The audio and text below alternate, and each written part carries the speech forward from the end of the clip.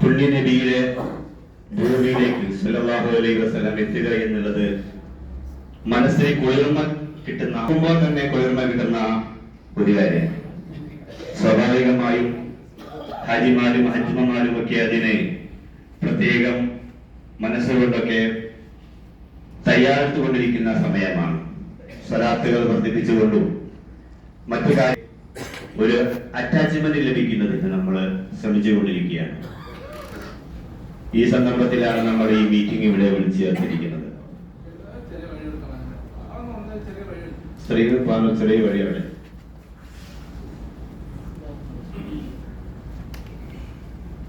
മദീനയിലേക്ക് പോകുന്നതിനുള്ള ഷെഡ്യൂൾ ഇതുവരെ നമ്മൾക്ക് ഈ സമയം വരെ കിട്ടിയിട്ടില്ല. നമ്മള് 14-ാം തീയതിയാണ് പോകുമെന്ന് സ്വാഭാവികമായി നമ്മൾ പ്രതീക്ഷിച്ചെങ്കിലും 14-ാം തീയതി പോകുന്ന ബിൽഡിങ്ങുകളുടെ ഹാജിമാർ പോകുന്ന ബിൽഡിങ്ങുകളുടെ കൂട്ടത്തിൽ നമ്മുടെ ബിൽഡിംഗ് ഇതുവരെ കിട്ടിയിട്ടില്ല. ഇന്ന് രാത്രിയോ മറ്റോ കിട്ടിയെങ്കിൽ മാത്രമേ നമ്മൾ 14-ാം തീയതി പോവുള്ളൂ. അല്ലെങ്കിൽ മിക്കവാറും 15-നാണ് നമ്മൾ ഇവിടുന്ന് മദീനയിലേക്ക് യാത്രയാവുന്നത്.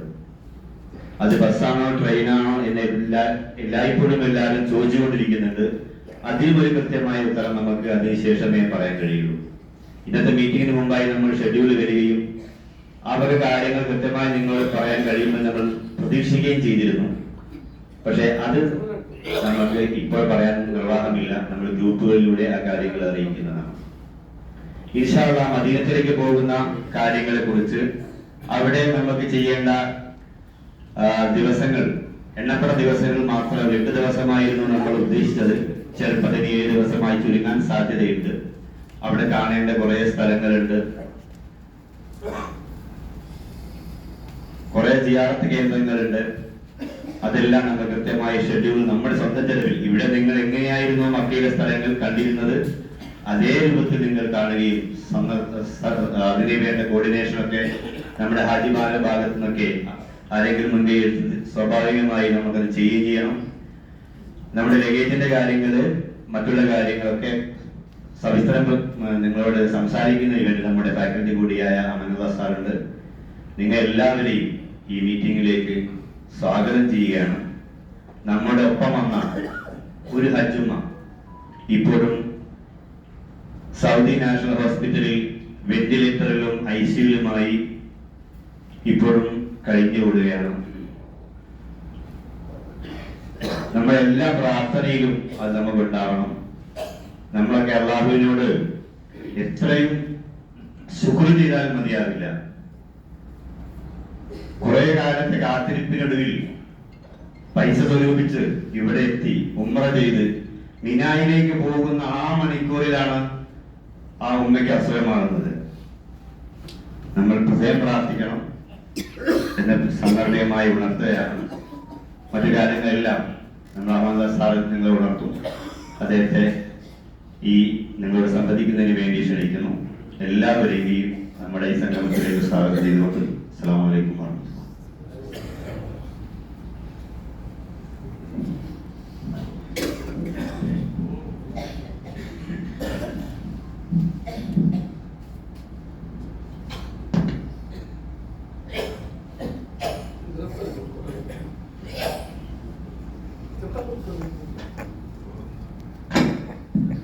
السلام عليكم ورحمة الله.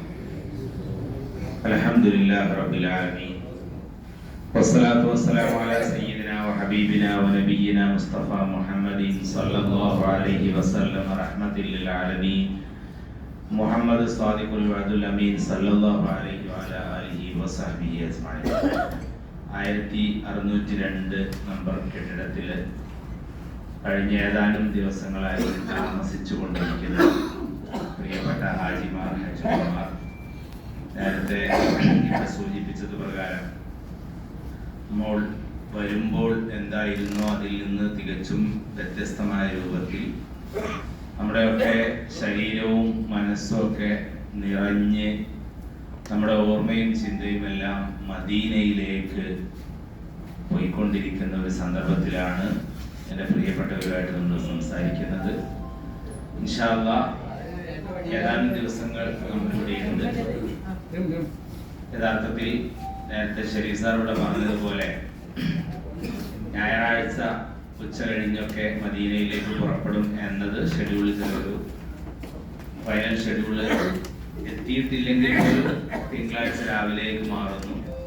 അതനുസരിച്ച് ആദ്യ വിമാനത്തിൽ പോകുന്നവരുടെ ലഗേജുകൾ ഇൻഷാ അല്ലാഹ് ഞായറാഴ്ച ഉച്ചയ്ക്ക് മുൻപായി ഓരോ കവറിലുള്ള ആളുകളും 2 പേരുണ്ടെങ്കിൽ 4 ലഗേജ് ബാഗുകൾ ഒന്നിച്ച്, 4 പേരുണ്ടെങ്കിൽ 8 ലഗേജ് ബാഗുകൾ ഒന്നിച്ച് എന്നുള്ള രൂപത്തിൽ തയ്യാറാക്കി നമ്മൾ തന്നെ താഴെ സൗകര്യത്തിനനുസരിച്ച് കൊണ്ടിറക്കി 2 വിമാനത്തിൽ പോകുന്നവരുടേതും മിക്സ് ആകാതെ പ്രത്യേകമായ ഏരിയകളിലേക്ക് മാറ്റിവെച്ച് ഇവിടെ തയ്യാറാക്കി കൊടുക്കേണ്ട ഒരു ഉത്തരവാദിത്വം നമുക്കുണ്ട്.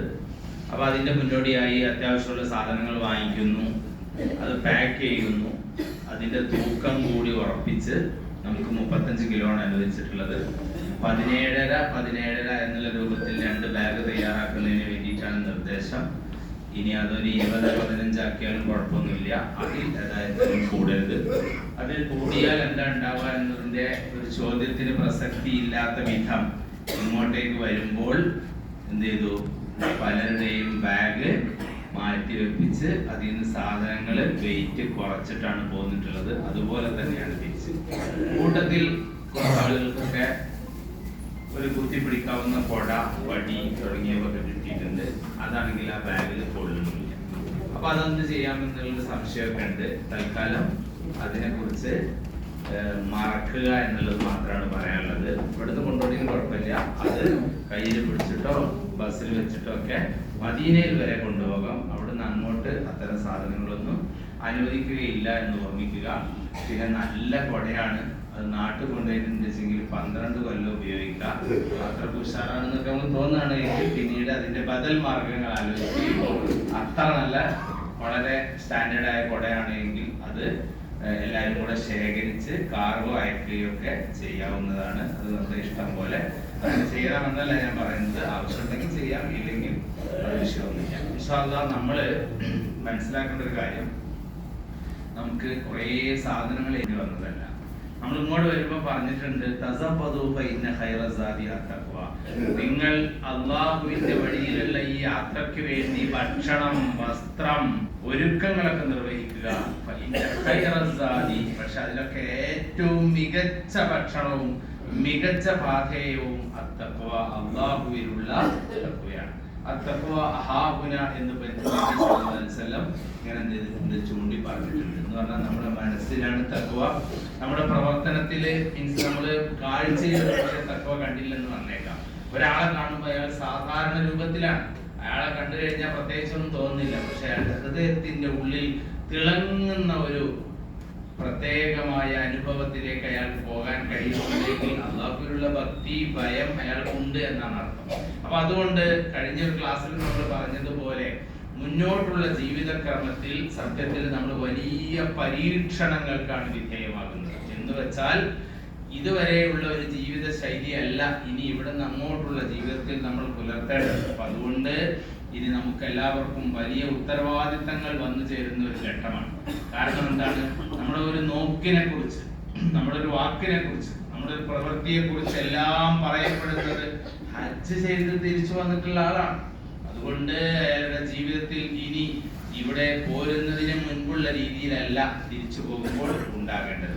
അവിടെ എന്തെങ്കിലും ഒരു കാര്യം സാധാരണ പറയുമ്പോൾ നമുക്ക് നമ്മുടെ മനസ്സിലേക്ക് ഇങ്ങനെ ചില ദേഷ്യമൊക്കെ കടന്നു വരും, ചില ഈർച്ച കടന്നു വരും. ചില ആളുകളോട് 1-2 വർത്താനൊക്കെ പറയട്ടെ എന്ന് നമുക്ക് തോന്നിപ്പോ. പിശാച് നമ്മുടെ കൂടെ ടിക്കറ്റും വിസയൊന്നും ഇല്ലാതെ വന്നിട്ടുണ്ട് നമ്മൾ പറയാറുണ്ട്. അപ്പൊ ആ നിലക്ക് നമുക്കിങ്ങനെ എപ്പോഴും പലതും ഇങ്ങനെ തോന്നിപ്പോകും. പക്ഷെ ആ തോന്നിപ്പോകുന്ന ഘട്ടത്തിലെല്ലാം പടച്ചോനെ, ഞാൻ വിശുദ്ധ കഅബാലയത്തിന്റെ അടുത്ത് പോയി തവാഫ് ചെയ്തിട്ട് തിരിച്ചു വന്നവനാണ്, ഞാൻ മിനയിൽ പോയി രാപ്പാർത്തവനാണ്, ഞാൻ ആറഫയുടെ മണ്ണിൽ ഉച്ച മുതൽ വൈകുന്നേരം വരെ നിന്നിട്ട് കരഞ്ഞു കരഞ്ഞു പ്രാർത്ഥിച്ചിട്ട് വരികയാണ്. പടച്ചോനെ, ഞാൻ ആകാശം മുകളിലും താഴെ ഭൂമിയും എന്ന നിലക്ക് മുസ്ദലിഫയിൽ കിടന്നുറങ്ങിയിട്ട് ഒരാളുടെയും പ്രത്യേകമായ പരിഗണന ഒന്നുമില്ലാതെ അങ്ങനെ മലർന്നും ചരിഞ്ഞും കടന്നുറങ്ങിയിട്ട് നേരം വെളുത്തപ്പോൾ സൂര്യൻ ഇങ്ങനെ ഉദിച്ചു വരുന്നതിന്റെ മുൻപായിട്ട് അവിടുന്ന് തട്ടിക്കൊടഞ്ഞെണീക്കപ്പോ എന്റെ ജീവിതത്തിൽ ഇതുപോലെ ഒരിക്കൽ പോലും മണ്ണ് പുരണ്ടിട്ടില്ലാത്തതാണ്. പക്ഷെ ഞാൻ അങ്ങനെ മണ്ണിൽ കിടന്നിട്ട് തിരിച്ചു വന്നവനാണ്.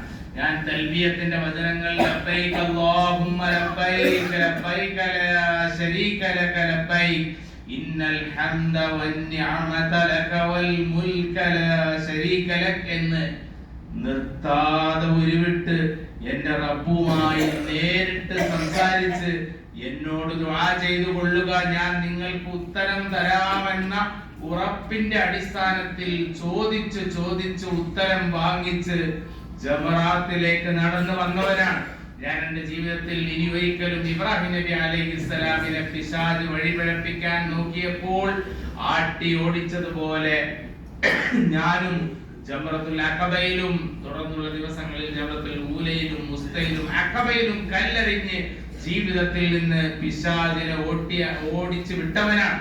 ഇനി ഞാൻ ആ പൈശാചികമായ ബോധനങ്ങളിലേക്ക് മടങ്ങുകയില്ല, അത് ഞാൻ വിധേയപ്പെടുകയില്ല എന്ന് തീർച്ചപ്പെടുത്തിയതാണ് എന്ന ഓർമ്മയോടുകൂടി ആയിരിക്കണം നമ്മുടെ ഓരോ പ്രവർത്തനങ്ങളും. ഇൻഷാ അല്ലാഹ് ഇനിയിപ്പോ നമ്മള് അലക്കാനുള്ള സൗകര്യങ്ങളും സംവിധാനങ്ങളൊന്നും മദീനയിൽ ഇല്ലാത്തത് കൊണ്ട് തന്നെ മദീനയിലേക്ക് പോകുന്നതിന് മുൻപ് വസ്ത്രം കഴുകലും അലക്കലും കാര്യങ്ങളൊക്കെ ഇനി അഥവാ ഒരാൾക്ക് തോന്നുകയാണ് എനിക്ക് ഒരു 6, 7, 8 ദിവസം കൂടിയുള്ള ഡ്രസ്സ് ഉപയോഗിക്കാൻ വേണ്ടി ഞാൻ തൽക്കാലം കഴുകുന്നില്ല എന്ന് കരുതിക്കുകയാണെങ്കിൽ ഒരു പ്രശ്നമില്ല. കാരണം നമുക്ക് വേണ്ടി 5 വാഷിംഗ് മെഷീൻ നൽകിയിട്ട് അത് 5ഉം തീരുമാനാക്കിയ ഞാൻ അതിനെ കുറിച്ച് വലിയ വച്ചത്തിൽ പറയുന്നു. കാരണം ഞാൻ നോക്കുമ്പോ ഒരാള് ഒന്ന് പിടിച്ച് ഇങ്ങോട്ട് തിരിക്കണം, ഒരാൾ അങ്ങോട്ട് തിരിക്കണം, ആ കോലത്തിലൊക്കെ തിരിച്ച് കേട് വരുത്തിയിട്ട് താഴെയുള്ള ഉടമസ്ഥനോട് പോയി പറഞ്ഞപ്പോ അവൻ പറയാണ് എനിക്ക് അതിന്റെ ടെക്നീഷ്യനെ ഓൺലൈനായിട്ട് ബുക്ക് ചെയ്ത് വിളിച്ചിട്ട് വരുമ്പോ ചെയ്യാനേ ഒക്കുകയുള്ളൂ. സാധാരണ രീതിയിൽ വാഷിംഗ് മെഷീൻ ഒന്നും കിട്ടാറില്ല. പക്ഷെ ഈ ബിൽഡിങ്ങിൽ ആളുകൾ തന്നിട്ടുണ്ട്, മറ്റ് ബിൽഡിങ്ങുകളിലും കിട്ടിയിട്ടുണ്ട്. കിട്ടിയതിനെ കുറിച്ചൊക്കെ നമ്മൾ അൽഹംദുലില്ലാ എന്നാണ് പറയുന്നത്. ഏതായിരുന്നാലും അൽഹംദുലില്ലാ അഥവാ കഴിയുന്നില്ലെങ്കിൽ നല്ല വൃത്തിയൊക്കെ മടക്കി റെഡിയാക്കി ഒരു കവറിലൊക്കെ ഇട്ട് വെച്ച് നമ്മുടെ ബാഗിനകത്ത് വെച്ച് ഇൻഷാ അല്ലാഹ് നമ്മള് തിരിച്ചു കൊണ്ടുപോകാൻ റെഡിയാക്കുക. അപ്പൊ പോകുന്നതിന്റെ തലേന്ന് എന്ത് ചെയ്യുന്നു, ഇപ്പൊ 15-ാം തീയതിയാണ് ആദ്യ വിമാനത്തിലുള്ളവർ പോകുന്നത്. 2 സമയങ്ങളിലായിട്ടാണ് പോവുക. ആദ്യ വിമാനത്തിൽ എന്റെ കൂടെ വന്ന ആളുകൾ ആദ്യം പോകും, തൊട്ട് പുറകിൽ ഷെരീഫ് സാഹിബിന്റെ കൂടെ വന്ന ആളുകൾ പോകും. അപ്പൊ ആ 2 വിമാനത്തിൽ വന്ന ആളുകളുടെയും ലഗേജ് പരസ്പരം കൂടിച്ചേരാതെ നോക്കണം. അതിന്റെ കാരണം എന്താണെന്ന് വെച്ചിട്ടുണ്ടെങ്കിൽ ഒരു ബാഗ് അപ്പുറത്തെ ബിൽഡിങ്ങിലോ മറ്റോ പോയി കഴിഞ്ഞാൽ, മാത്രമല്ല നമ്മൾ ഒരു വിമാനത്തിൽ പോകുന്നവർ തന്നെ 2 കെട്ടിടത്തിലേക്ക് എത്തുകയാണ് എങ്കിൽ പോലും അതിന് വലിയ പ്രശ്നങ്ങൾ അവിടെ നിന്ന് ഉണ്ടാകും. കാരണം മദീനയിൽ എത്തിയിട്ട് ഒരു കച്ചറ ഉണ്ടാക്കിയിട്ടില്ല എങ്കിൽ പിശാച് പരമാവധി നമ്മളെ നോക്കും. അവിടുന്ന് എന്തൊക്കെ പറഞ്ഞാൽ കണ്ടിയില്ലെങ്കിൽ മൂപ്പര് നമ്മളെ കൂടെ വണ്ടിയിൽ വരും. ബസ്സിനാണെങ്കിൽ ബസ്സിന്, ട്രെയിനാണെങ്കിൽ ട്രെയിൻ. ബസ് എന്നാണ് അറിയുന്നത്. ആ ബസ്സിന് വരികയും അവിടെ പ്രശ്നം ഉണ്ടാക്കുകയും നമ്മളെ നല്ലപോലെ സ്ക്രൂ ചെയ്തിട്ട് പൊട്ടിച്ചൂട് ഇപ്പുറത്ത് നമുക്ക് ഇങ്ങനെ തോന്നും, പഠിച്ചോനെ പരിശുദ്ധ നബി സല്ലല്ലാഹു അലൈഹി വസല്ലമയുടെ പുണ്യഭൂമിയിലാണ് ഞാൻ. ഇവിടെ അബൂബക്കർ സിദ്ദീഖ് റളിയല്ലാഹു അൻഹു ഉണ്ട്, ഉമർ റളിയല്ലാഹു അൻഹു ഉണ്ട്, ഉസ്മാൻ റളിയല്ലാഹു അൻഹു ഉണ്ട്. അനേക ലക്ഷം മനുഷ്യന്മാർ ശാന്തമായി അന്തി ഉറങ്ങുന്ന ഏറ്റവും പവിത്രമായ ഭൂമിയിലാണ് ഇങ്ങനെ ഉപദേശിക്കുമ്പോ പുറത്തുനിന്ന് പൊട്ടിച്ചൂട് 2 വർത്താനം പറയേ, എന്നിട്ട് അതിങ്ങോട്ട് പൊളിച്ചിട്ട് അടങ്ങുള്ളൂ. ആ കൂട്ടത്തിൽ ഒരാളും പെട്ടുപോകരുത് എന്നാണ് എന്റെ ഏറ്റവും വിനീതമായ അഭ്യർത്ഥന. നിങ്ങൾക്ക് അഥവാ ആരോടെങ്കിലും ചീത്ത പറയണം തോന്നുകയാണെങ്കിൽ സൗകര്യപൂർവ്വം വന്നിട്ട് എന്നെ ചീത്ത പറഞ്ഞോളൂ, ഒരു കുഴപ്പമില്ല. ഞാൻ എത്ര ചീത്ത പറഞ്ഞാലും തിരിച്ച് ഒന്നും പറയാൻ പറ്റില്ല. അതുകൊണ്ട് അങ്ങനെ പറയണമെന്നുണ്ടെങ്കിൽ നിങ്ങൾ എന്നോട് പറയാ. അല്ലാതെ അവിടെ വരുന്ന ആൾക്കാർ റൂമിന് ചിലപ്പോൾ മണിക്കൂറുകൾ കാത്തിരിക്കേണ്ടി വന്നേക്കാം. പോകുന്ന വഴിയിൽ മൂത്രം ഒഴിക്കാൻ നിർത്തിയത് മൂത്രം വയ്ക്കുന്നതിന് മുമ്പ് തന്നെ ചിലപ്പോൾ ബസ് എടുത്തു, അപ്പൊ ബസ് കാണാതായി, അങ്ങോട്ട് തിരിഞ്ഞു ഇങ്ങോട്ട് തിരിഞ്ഞു ഒക്കെ ഉണ്ടാക്കും. 100 കാരണങ്ങൾ ദേഷ്യപ്പെടാനും നമ്മുടെ അമലുകൾ പൊളിച്ചു കളയാനും ഉണ്ടാകും. അതേസമയം പൊളിയാതിരിക്കാൻ കുറഞ്ഞ കാരണം ഉണ്ടാവും. ഒന്ന് ലേശം കുറച്ച് മുന്നോട്ട് ചെയ്യുന്നു, ലേശം മുന്നോട്ട് ചെയ്യുന്നു, കുറച്ച്. മാഷാ അല്ലാഹ് നമ്മളെ ബിൽഡിങ്ങിലെ സ്ഥലമാണ്, വേറെ ഒരു പ്രശ്നമില്ല. കുറച്ച് പുറകെ വരുന്ന ആളുകൾക്ക് സൗകര്യപ്പെടുത്താൻ വേണ്ടി. അപ്പൊ 100 കാര്യങ്ങൾ നമ്മളെ ദേഷ്യം പിടിപ്പിക്കാൻ വേണ്ടി ഉണ്ടാകും. അങ്ങനെയുള്ള സമയത്ത് ഞാൻ ഒരിക്കലും ഇങ്ങനെ എന്നൊരു പ്രയോഗമുണ്ട്, കടിച്ചു പിടിക്കുക. ഏത് തന്നെ അണപ്പല്ല് കൊണ്ട് നിങ്ങൾ കടിച്ചു പിടിച്ചോളൂ, ആ പിടുത്തം പിടിക്കണം. ഒരിക്കലും ദേഷ്യപ്പെടരുത്. കാരണം നമ്മൾ ദേഷ്യപ്പെടുന്നത് ഏത് മണ്ണിലാണ്? പരിശുദ്ധ റസൂൽ മുസ്തഫ സല്ലല്ലാഹു അലൈഹി വസല്ലം കിടക്കുന്ന മണ്ണിലാണ്. പരിശുദ്ധ നബി സല്ലല്ലാഹു അലൈഹി വസല്ലമക്ക് ദേഷ്യം വരുമായിരുന്നുവെങ്കിൽ അവിടുന്ന് എത്ര ദേഷ്യപ്പെടണം. കാരണം ജനിച്ച മണ്ണിൽ നിന്ന് അടിയൊഴിക്കപ്പെട്ടവന്റെ പേരാണ് മുഹമ്മദ് മുസ്തഫ സല്ലല്ലാഹു അലൈഹി വസല്ലം. നമ്മൾ ഹുദൈബിയിലൊക്കെ പോയിട്ട് വന്നു. 6 വർഷം കഴിഞ്ഞ് ഇവിടുന്ന് പോയിട്ട് മനസ്സിൽ വലിയ ആഗ്രഹമാണ് കഅബാലയത്തിന്റെ മുന്നിൽ എത്തിയിരുന്നെങ്കിൽ അല്ലാഹുവേ എന്ന്. അങ്ങനെയാണ് 1400 ആളുകളെയും കൂട്ടിയിട്ട് മദീനയിൽ നിന്ന് യുദ്ധമൊന്നും ഉദ്ദേശിച്ച് വന്നതല്ല. എന്തിനാണ്? ഉംറ ചെയ്യുക എന്ന നിയ്യത്തോടു കൂടി വന്നത്. പക്ഷെ അതിനുപോലും അനുവദിക്കാത്ത പരിശുദ്ധ നബി സല്ലല്ലാഹു അലൈഹി വസല്ലമക്ക് എന്തൊക്കെ ദേഷ്യം ഉണ്ടായിട്ടുണ്ടാവും.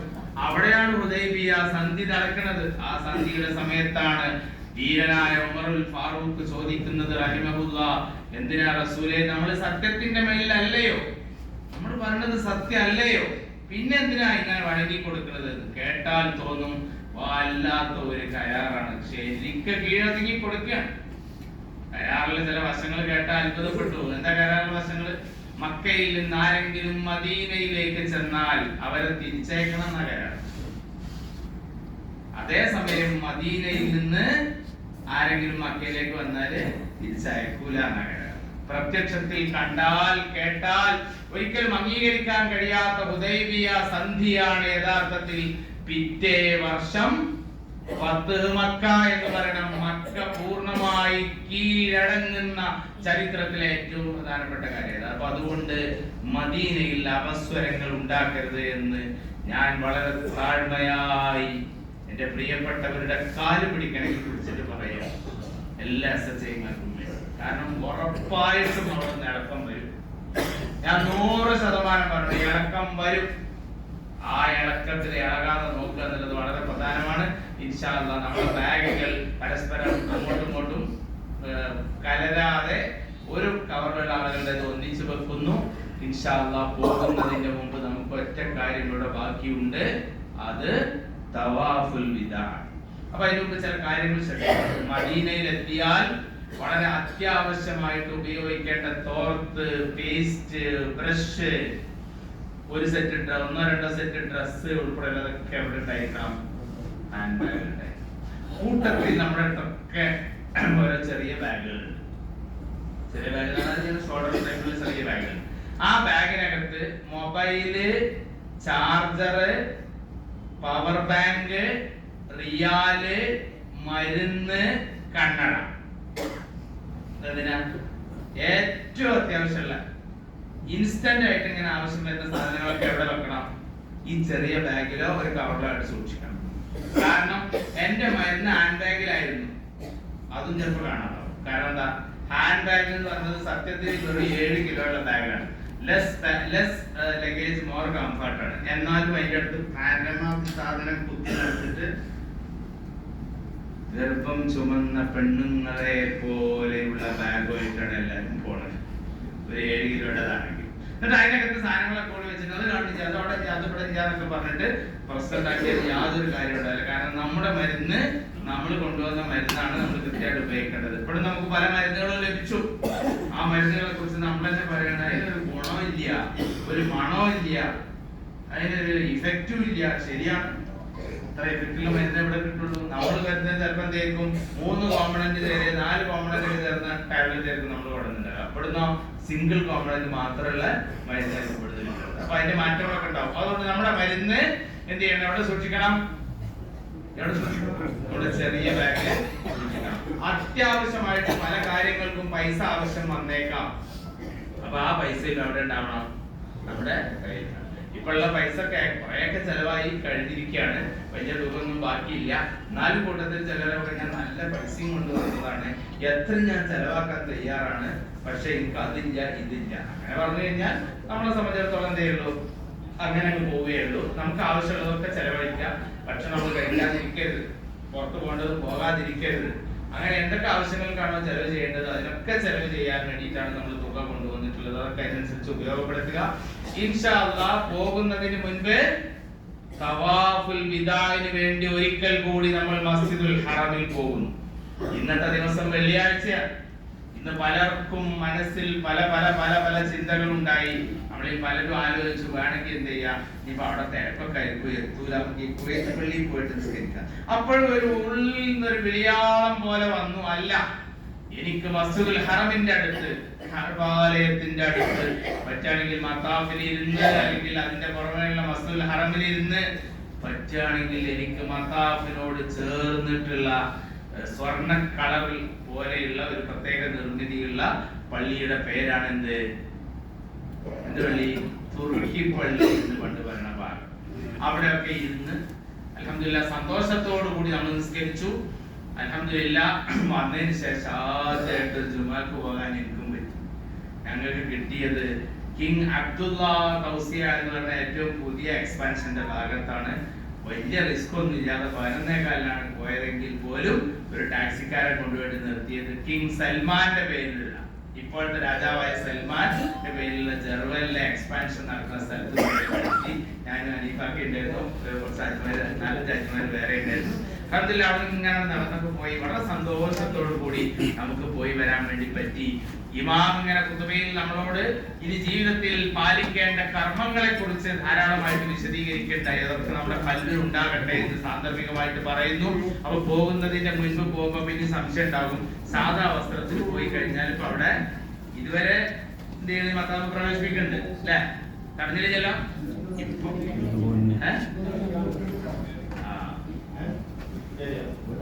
അപ്പൊ ഒരു കാര്യം മനസ്സിലാക്കുക, ഇന്ന് കേറിയവരുണ്ട് കയറാത്തവരുണ്ട് എന്നർത്ഥം നാളെ തടയാൻ സാധ്യതയുണ്ട്. അപ്പൊ നമുക്ക് തോന്നാണ് ഞാൻ ഇഹ്റാമിന്റെ വസ്ത്രം ഇട്ടിട്ടാണ് മത്താഫിൽ പോയിട്ട് തവാഫ് വിദാ ചെയ്തിട്ട് പോയാലെന്ന് തീരുമാനിക്കുകയാണെങ്കിൽ അവർക്ക് അങ്ങനെ ചെയ്യാം. അതല്ല ഞാൻ അതൊന്നും നോക്കുന്നില്ല, ഞാൻ കുറച്ച് സമയമൊക്കെ എടുത്തിട്ട് കുറച്ച് നേരത്തെ തന്നെ പോയിട്ട് മസ്ജിദുൽ ഹറമിലൂടെ തവാഫ് ചെയ്യാണ്, സാധാ വസ്ത്രം ഇട്ടിട്ട് തോന്നുകയാണെങ്കിൽ അങ്ങനെ ചെയ്യാം. അതൊക്കെ നമ്മുടെ ഇഷ്ടമാണ്. അതിനെ കുറിച്ചൊന്നും പ്രത്യേകിച്ച് ഇന്നത് എന്നുള്ള രൂപത്തിൽ നമ്മൾ പറയുന്നില്ല. കാരണം പലതരത്തിലുള്ള താറുകൾ, കോൺട്രഡിക്ഷൻസ് ആയി വരും എന്നുള്ളത് കൊണ്ടാണ് അതിലേക്കൊന്നും നമ്മൾ മുതിരാത്തത്. നമ്മൾ എന്താണ് ഉദ്ദേശിച്ചത്, ആ രൂപത്തിൽ നമ്മൾ ഇങ്ങനെ മസ്ജിദുൽ ഹറമിലേക്ക് ഒന്നുകൂടി പോകുന്ന സന്ദർഭം വളരെ വളരെ പ്രധാനപ്പെട്ടതാണ്. കൂട്ടത്തിൽ ആർക്കെങ്കിലും തവാഫുൽ വിദാ ചെയ്യാൻ പറ്റാത്ത സാഹചര്യം ഉണ്ടെങ്കിൽ അവരെന്ത് ചെയ്യേണ്ടതില്ല, പോകേണ്ടതില്ല, സ്ത്രീകളെയൊക്കെ സംബന്ധിച്ചിടത്തോളം. അതുപോലെ തന്നെ രോഗം മറ്റു ബുദ്ധിമുട്ടുള്ള കാര്യത്തിൽ എങ്ങനെ സംബന്ധിച്ച് അതിന്റെ മസല എങ്ങനെ, ഒരാൾക്ക് ഒരു ആരോഗ്യപരമായിട്ടൊന്നും കഴിയുന്നില്ല, തവാഫുൽ വിദാ ചെയ്യാൻ പറ്റുമോ? പറ്റാത്ത സാഹചര്യം എന്ത് ചെയ്യാം, വിധിയാണോ, എന്താണ് ആ മാർഗങ്ങളൊക്കെ ഉപയോഗപ്പെടുത്തിയിട്ട് അത് ചെയ്യാം.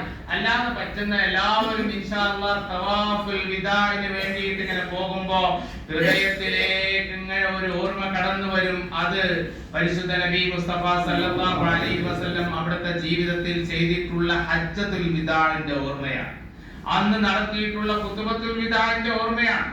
അതും കഴിഞ്ഞിട്ട് പരിശുദ്ധ നബി സല്ലല്ലാഹു അലൈഹി വസല്ലം അതിന്റെയൊക്കെ മുൻപ് ഈ മക്കയിലോട് വിട പറഞ്ഞ് ഇവിടെ നിന്ന് ആട്ടി ഓടിക്കപ്പെടുന്ന സന്ദർഭത്തിൽ ഈ മക്കയോട് വിട പറഞ്ഞ് പോകുന്ന ഒരു സന്ദർഭമാണ്.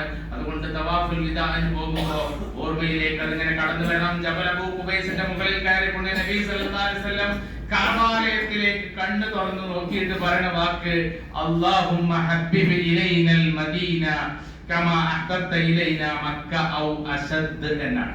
പടച്ചോനെ, എനിക്ക് ഈ നാട് വളരെ ഇഷ്ടപ്പെട്ട നാടാണ്, ഞാൻ ജനിച്ച നാടാണ്, ഞാൻ ജന്മം കൊണ്ട ഗേഹം പോലും എന്റെ കൺമുന്നിൽ ഞാൻ കാണുകയാണ്. പടച്ചോനെ, ഞാൻ ഇതാ ഈ മണ്ണിൽ നിന്ന് മടങ്ങുകയാണ്.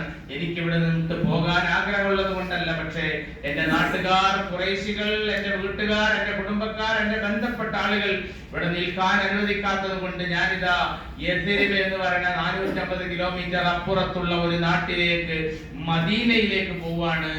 ആ പോകുന്ന സ്ഥലം എനിക്ക് മക്കയേക്കാൾ ഇഷ്ടപ്പെട്ടതാക്കണമേ എന്ന് പുണ്യ നബി സല്ലല്ലാഹു അലൈഹി വസല്ലം കണ്ണീരണിഞ്ഞ് പ്രാർത്ഥിക്കുന്ന ഒരു സന്ദർഭം നമ്മുടെ മനസ്സിലുണ്ടാവണം. ഒന്നാമത്തെ ചുറ്റുമ്പോ തവാഫ്, രണ്ടാമത്തെ ചുറ്റുമ്പോ മൂന്നാമത്തതും നാലാമത്തൊക്കെ ചുറ്റുമ്പോ ഈ ഓർമ്മ ഉണ്ടാകുന്നു. കൂട്ടത്തിൽ റുക്നുൽ യമാനിയുടെ കഅബാലയത്തിന്റെ യമന്റെ ഭാഗത്തേക്കുള്ള മൂലയിൽ എത്തുമ്പോൾ അവിടെ നിന്ന് ഹജറുൽ അസ്വദിന്റെ മൂല വരെയുള്ള ഭാഗത്തേക്ക് നമ്മളിങ്ങനെ തവാഫിന്റെ ഓരോ കാലടിപ്പാടുകളും വെക്കുമ്പോ റബ്ബന ആതിന ഫിദ്ദുനിയ ഹസനതൻ വഫിൽ ആഖിറതി ഹസനതൻ വഖിനാ അദാബന്നാർ വഅദ്ഖിൽനാ ജന്നത മഅൽ അബ്റാർ യാ അസീസു യാ ഗഫാർ എന്ന ദുആ ഒക്കെ നിർവഹിച്ചുകൊണ്ട് അൽഹംദുലില്ലാഹ് തവാഫ് ഏഴാമത്തെ ചുറ്റ് ഹജറുൽ അസ്വദിന്റെ അവിടെ പൂർത്തിയാക്കുന്നതോടുകൂടി വളരെ പെട്ടെന്ന് പിന്നെ അവിടെ സുന്നത്ത് നിസ്കാരം ഉണ്ടോ? ഇല്ല. വേഗം എന്ത് ചെയ്യുന്നു? അവിടുന്ന് മടങ്ങി പോരുമ്പോ കഅബാലയത്തിലേക്ക് ഒരു നോട്ടം കൂടി നോക്കിയിട്ട് എന്റെ അവസാനത്തെ യാത്രയാക്കല്ലേ, വീണ്ടും എന്നെ ഈ മണ്ണിലേക്ക് നീ മടക്കി കൊണ്ടുവരേണമേ, ഇനിയും കഅബാലയത്തിന്റെ മുറ്റത്ത് എന്നെ എത്തിക്കണമേ എന്ന് ദുആ ചെയ്തുകൊണ്ട് അവിടുന്ന് മടങ്ങി വരുന്നു. എപ്പോഴാണോ നമ്മൾ ഇവിടെ നിന്ന് പോകുന്നത് അത്രയും സമയം ഇവിടെ സന്തോഷത്തോടു കൂടി വിശ്രമിക്കുന്നു. ഇൻഷാ അല്ലാഹ് നമ്മുടെ ബസ് ഇന്ന സമയത്താണ്, ഇന്ന ബസ്സിൽ ഇന്ന ആളുകളാണെന്നുള്ള നോട്ടീസൊക്കെ താഴെ മുത്തവഫിന്റെ ആളുകൾ കൊണ്ട് പതിപ്പിക്കും. അപ്പോൾ ആ ബസ്സിന്റെ നമ്പറൊക്കെ നോക്കി മനസ്സിലാക്കുക. അവനവന്റെ പേര് ഏത് ബസ്സിലാണെങ്കിൽ ആ ബസ്സിലെ കയറി ഇരിക്കാവുള്ളൂ പോകുമ്പോ. കാരണം എന്താ വെച്ചിട്ടുണ്ടെങ്കിൽ ബസ് നമ്പർ 1, 2 എന്നൊക്കെ ഈ നോട്ടീസിൽ ഇട്ടിട്ടുണ്ടാവും. ബസ്സിന്റെ ചിലപ്പോൾ 1, 2 ഒന്നും ഉണ്ടാവില്ല. ചിലപ്പോൾ ഡ്രൈവർ വാഹ എന്നൊക്കെ പറയും. അപ്പൊ ഒന്നാമത്തെ ബസ്സാണ് മനസ്സിലാക്കി അതിൽ കയറുക. ചുരുങ്ങിയത് ഒരു 4 ബസ് ഉണ്ടാവുമല്ലോ. ഇൻഷാ അല്ലാഹ് അത് എന്തുകൊണ്ടാന്ന് വെച്ചിട്ടുണ്ടെങ്കിൽ ഒരു ബസ്സിൽ കയറിയിരുന്നു ഭർത്താവ്, അടുത്ത ബസ്സിൽ കയറിയിരുന്നു ഭാര്യ, രണ്ടുപേരും യഥാർത്ഥത്തിൽ കയറേണ്ടത് ഒരു ബസ്സിലാണ്. എന്നിട്ട് ഒരാൾ മറ്റേ കുറിച്ചിട്ട് ചോദിക്കുക ആ മറ്റേ ചോദ്യം, അതോടുകൂടി മറ്റേ ആളുകൾക്കും ആകെ പ്രശ്നം. ഒരിക്കലും അതിന് നിൽക്കരുത്. സൗഹൃദപരമായിട്ട് ചോദിക്കുക എവിടെയുള്ളത്. അപ്പൊ ചിലപ്പോൾ ബസ് മാറി കയറിയിട്ടുണ്ടാവും. എത്ര ധാരണ ഉള്ളവരെങ്കിലും ചിലപ്പോൾ ബസ് മാറി കയറിയിട്ടുണ്ടാവും. എന്തായിരുന്നാലും തിരിച്ച് ആ ബസ്സിൽ കയറാൻ. കാരണം ആ നോട്ടീസിന് അനുസൃതമായിട്ടാണ് എന്ത് വിതരണം ചെയ്യുന്നത് അല്ലെങ്കിൽ നോക്കുന്നത്, വെരിഫൈ ചെയ്യുന്നത്. നമ്മൾ വന്നപ്പോൾ കൊടുത്ത പാസ്പോർട്ട് അവിടെ നിന്ന് വിതരണം ചെയ്യാം. ഇൻഷാ അല്ലാഹ് ബസ് ഇവിടെ നിന്ന് പുറപ്പെടുന്നു. അൽഹംദുലില്ലാഹ് ഒരു 5 മണിക്കൂർ 5.5 മണിക്കൂർ ദീർഘ നേരത്തെ 450 കിലോമീറ്റർ നീളുന്ന യാത്രയാണ് ആ ബസ്സിൽ. ഇൻഷാ അല്ലാഹ് അതിന്റെ ഇടയ്ക്ക് ബസ് 200 കിലോമീറ്റർ ഓടി കഴിഞ്ഞാൽ ഒരിടത്ത് നിർത്തും. അവിടെ ഒരു പമ്പൊക്കെ ഉണ്ടാവും, മൂത്രമൊഴിക്കാൻ സൗകര്യം ഉണ്ടാവും, ബാത്റൂം പോകാൻ സൗകര്യം ഉണ്ടാവും, ഒതുകൊടുക്കാനും നിസ്കരിക്കാനുള്ള സൗകര്യം ഉണ്ടാവും, ചെറിയ റിഫ്രഷ്മെന്റ് കഴിക്കാനുള്ള സൗകര്യം ഉണ്ടാവും. അപ്പൊ ലഗേജ് ഹാൻഡ് ബാഗ് അവിടെ ഇരിക്കുന്നത് ബസിന്റെ അടിയിലാണ്. പൈസ അതിന്റെ അടിയിലാണെങ്കിൽ കിട്ടുമോ? ഇല്ല. അവിടുന്ന് പിന്നെ ആരുടെങ്കിലും ഒരു 50 റിയാൽ തന്നെ 30 റിയാൽ തന്നെ കടമ നമ്മുടെ കയ്യിൽ പൈസ ഉണ്ട്. അത് എപ്പോ എവിടെ വേണമെന്ന് പറഞ്ഞോണ്ട് കാണാൻ തന്നെ നമ്മുടെ ചെറിയ ബാഗിനകത്ത് അത് വേണം. ഇൻഷാ അല്ലാഹ് ആവശ്യമായ കർമ്മങ്ങളൊക്കെ നിർവഹിച്ചുകൊണ്ട് നിസ്കാരത്തിന്റെ നേരാണെങ്കിൽ നിസ്കാരമൊക്കെ നിർവഹിച്ചുകൊണ്ട് ഇൻഷാ അല്ലാഹ് അങ്ങനെ മെല്ലെ വീണ്ടും ബസ് ഇങ്ങനെ യാത്ര ചെയ്ത് ഇങ്ങനെ പോകുമ്പോൾ നമുക്ക് ഇങ്ങനെ മനസ്സിലേക്ക് കടന്നു വരും, പഠിച്ചോനെ ഞാൻ മനോഹരമായിട്ടുള്ള ബസ്സിലാണ് പോകുന്നത്. ട്രെയിനിൽ പോകുന്ന ഒരു വിഭാഗം ഉണ്ട്, നമ്മൾ ബസ്സായിരിക്കും എന്നുള്ളത് കൊണ്ടാണ് അത് വിശദീകരിക്കാത്തത്. ബസ്സിൽ പോകണമെങ്കിൽ 8 മണിക്കൂറൊക്കെ എങ്ങനെയാണെന്ന് ചോദിക്കുന്നുണ്ടാവും. 8 മണിക്കൂറൊന്നും ഇല്ല, 6 മണിക്കൂറൊക്കെ ഉണ്ടാവും. പക്ഷേ അതിന് അതിൻ്റെതായിട്ടുള്ള സൗകര്യങ്ങളുണ്ട്. ഇവിടുന്ന് കയറി കഴിഞ്ഞാല് മദീനയില് ബിൽഡിങ്ങിന്റെ അടുത്ത് ഇറങ്ങാം. അതേസമയം ട്രെയിനാണെങ്കിൽ ഇവിടുന്ന് ബസ്സിൽ കയറി മെട്രോ സ്റ്റേഷനിൽ എത്തി കുറെ സമയം വെയിറ്റ് ചെയ്ത് ഫ്ലൈറ്റിൽ പോകുന്നത് പോലെ ഒരുപാട് മണിക്കൂറുകൾ മുൻപേ പോകേണ്ടതുണ്ട്. പിന്നെ ഫ്ലൈറ്റിൽ കയറി ഒരു 2.5 മണിക്കൂർ യാത്ര ചെയ്ത് മദീനയിലെത്തി അവിടുന്ന് പുറത്തിറങ്ങി മണിക്കൂറുകൾ കാത്തിരുന്ന് അടുത്ത ബസ്സിൽ കയറി കെട്ടിടത്തിലേക്ക് പോയി. അത് നമുക്ക് അങ്ങനെ അല്ല എന്ന് പ്രതീക്ഷിക്കുന്നതുകൊണ്ടാണ് ഞാൻ അത് കൂടുതൽ വിശദീകരിക്കാത്തത്. ഇൻഷാ അല്ലാഹ് നമ്മൾ ബസ്സിലായിരിക്കും നമ്മുടെ യാത്ര എന്നാണ് മനസ്സിലാക്കുന്നത്. ഒഫീഷ്യൽ ആയിട്ട് ആ ചാർട്ടിന്റെ അവസാനം വന്നു കഴിഞ്ഞാൽ മാത്രമേ എന്ത് ചെയ്യാൻ പറ്റുള്ളൂ, അത് പറയാൻ പറ്റുള്ളൂ എന്നുള്ളത് കൊണ്ടാണ്. ഇൻഷാ അല്ലാഹ് നമ്മൾ ഇവിടെ നിന്ന് യാത്ര പോയി വഴിയിൽ വിശ്രമിച്ചു. ബദറിലേക്ക് പോവാന്നൊക്കെ ചോദിക്കും. ബദറിലേക്കൊന്നും പോകില്ല, നേരെ ആ ബസ് ഇങ്ങോട്ട് പോകുന്നു, മദീനയിലേക്കാണ് പോവുക. പോകുന്ന കൂട്ടത്തിൽ ഇങ്ങനെ മെല്ലെ മെല്ലെ നമ്മൾ യാത്ര ചെയ്തു പോകുമ്പോൾ, നമ്മൾ നല്ല ബസ്സിൽ പോകുമ്പോ 2 പ്രിയപ്പെട്ട കൂട്ടുകാർ ഈ മക്കയിൽ നിന്ന് ഓടി രക്ഷപ്പെടുന്നത് പോലെ ഹിജ്റ ചെയ്ത പലായനം ചെയ്ത ചരിത്രത്തിലെ ഏറ്റവും പ്രധാനപ്പെട്ട സംഭവം മനസ്സിലേക്ക് കടന്നു വരും.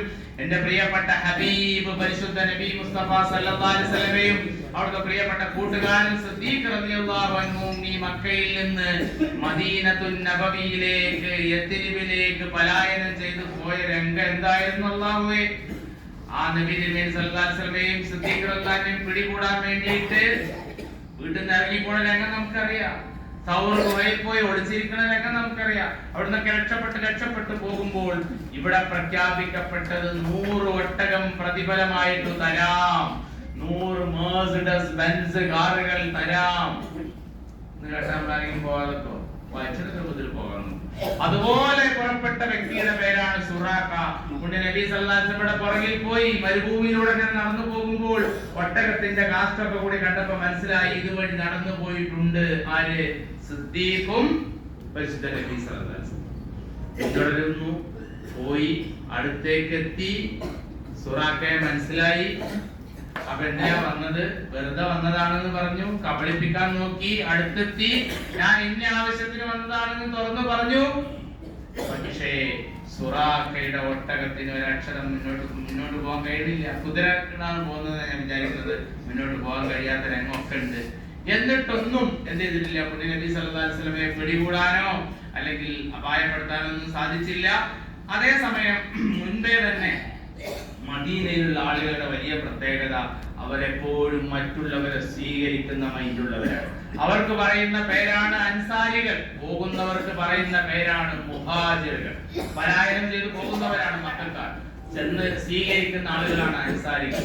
അങ്ങനെ പരിശുദ്ധ നബി സല്ലല്ലാഹു അലൈഹി വസല്ലം എത്തിച്ചേർന്നു. അബൂ അയ്യൂബ് അൻസാരി റഹിമഹുല്ലയുടെ അൻസാരിയായ അബൂ അയ്യൂബ് റഹിമഹുല്ലയുടെ വീട്ടിന്റെ മുന്നിൽ ഒട്ടകം മുട്ടുകുത്തി, ഖുബാ മസ്ജിദ് നിൽക്കുന്ന സ്ഥലത്ത് മുട്ടുകുത്തി. അങ്ങനെയുള്ള സംഭവങ്ങളൊക്കെ നമുക്കറിയാം. അങ്ങനെ എത്തിച്ചേർന്നപ്പോൾ മദീനയിലെ കുഞ്ഞുങ്ങളും വലിയവരും ചേർന്ന് പരിശുദ്ധ നബി സല്ലല്ലാഹു അലൈഹി വസല്ലം എങ്ങനെ സ്വീകരിക്കുമ്പോൾ അവർ പറയുന്നുണ്ട്, തലഅൽ ബദ്റു അലൈന മിൻ തനിയാതിൽ വദാഇ എന്ന് പറഞ്ഞുകൊണ്ടുള്ള പാട്ടുപാടി സ്വീകരിച്ചു. അവരെ സന്തോഷത്തോടു കൂടി മദീനയിൽ അഭയം നൽകി. ആ ഓർമ്മയൊക്കെ മനസ്സിലുണ്ടാകണം. അല്ലാതെ വേറെ പലരും ചിന്തിച്ചുകൊണ്ട് പഠിച്ചോനെ ഇനി നാട്ടിലേക്ക് പോകുമ്പോ ചില സാധനം മക്കൾക്ക് വാങ്ങാൻ കിട്ടിയില്ല, അപ്പൊ അതുകൊണ്ട് എവിടുന്ന് വാങ്ങണം? മദീനത്ത് നിന്ന് വാങ്ങണം. മദീനത്ത് ഇറക്കിയാൽ ആദ്യത്തെ പരിപാടി ആ സാധനം എവിടെ കിട്ടുന്നുള്ള വീടൊക്കെ അന്വേഷിച്ച് പോകണമെന്നൊന്നും മനസ്സിൽ വെച്ചോണ്ടല്ല പോകേണ്ടത്. പരിശുദ്ധ നബി സല്ലല്ലാഹു അലൈഹി വസല്ലമയുടെ ഓർമ്മ മനസ്സിൽ, സിദ്ദീഖ് റളിയല്ലാഹു അൻഹുവിന്റെ ഓർമ്മ, അതുപോലെ തന്നെ ഉമർ റളിയല്ലാഹു അൻഹു, ഉസ്മാൻ റളിയല്ലാഹു അൻഹു, അലി റളിയല്ലാഹു അൻഹു ഒക്കെ ഓർമ്മ മനസ്സിലുണ്ടാകണം. അശറത്തുൽ മുബശ്ശിരീങ്ങളുടെ ഓർമ്മ ഉണ്ടാകണം. സഹാബത്ത് അനുഭവിച്ച വലിയ കൊടിയ പീഡനങ്ങളെ കുറിച്ചുള്ള ഓർമ്മയോടുകൂടി വേണം നമ്മൾ മക്കയിൽ നിന്ന് മദീനയിലേക്ക് പോകാൻ. മദീനയിൽ എത്തിച്ചേരുന്നു. നമ്മുടെ ബിൽഡിംഗിൽ എത്തിച്ചേർന്നാൽ നമ്മുടെ ലഗേജ് ഒരുപക്ഷെ നേരത്തെ അവിടെ വന്നിട്ടുണ്ട്, ഇല്ലെങ്കിൽ നമ്മുടെ പുറകിൽ വന്നുകൊള്ളും. അപ്പൊ നമ്മൾ അക്കാര്യത്തിൽ ടെൻഷൻ ആവരുത്.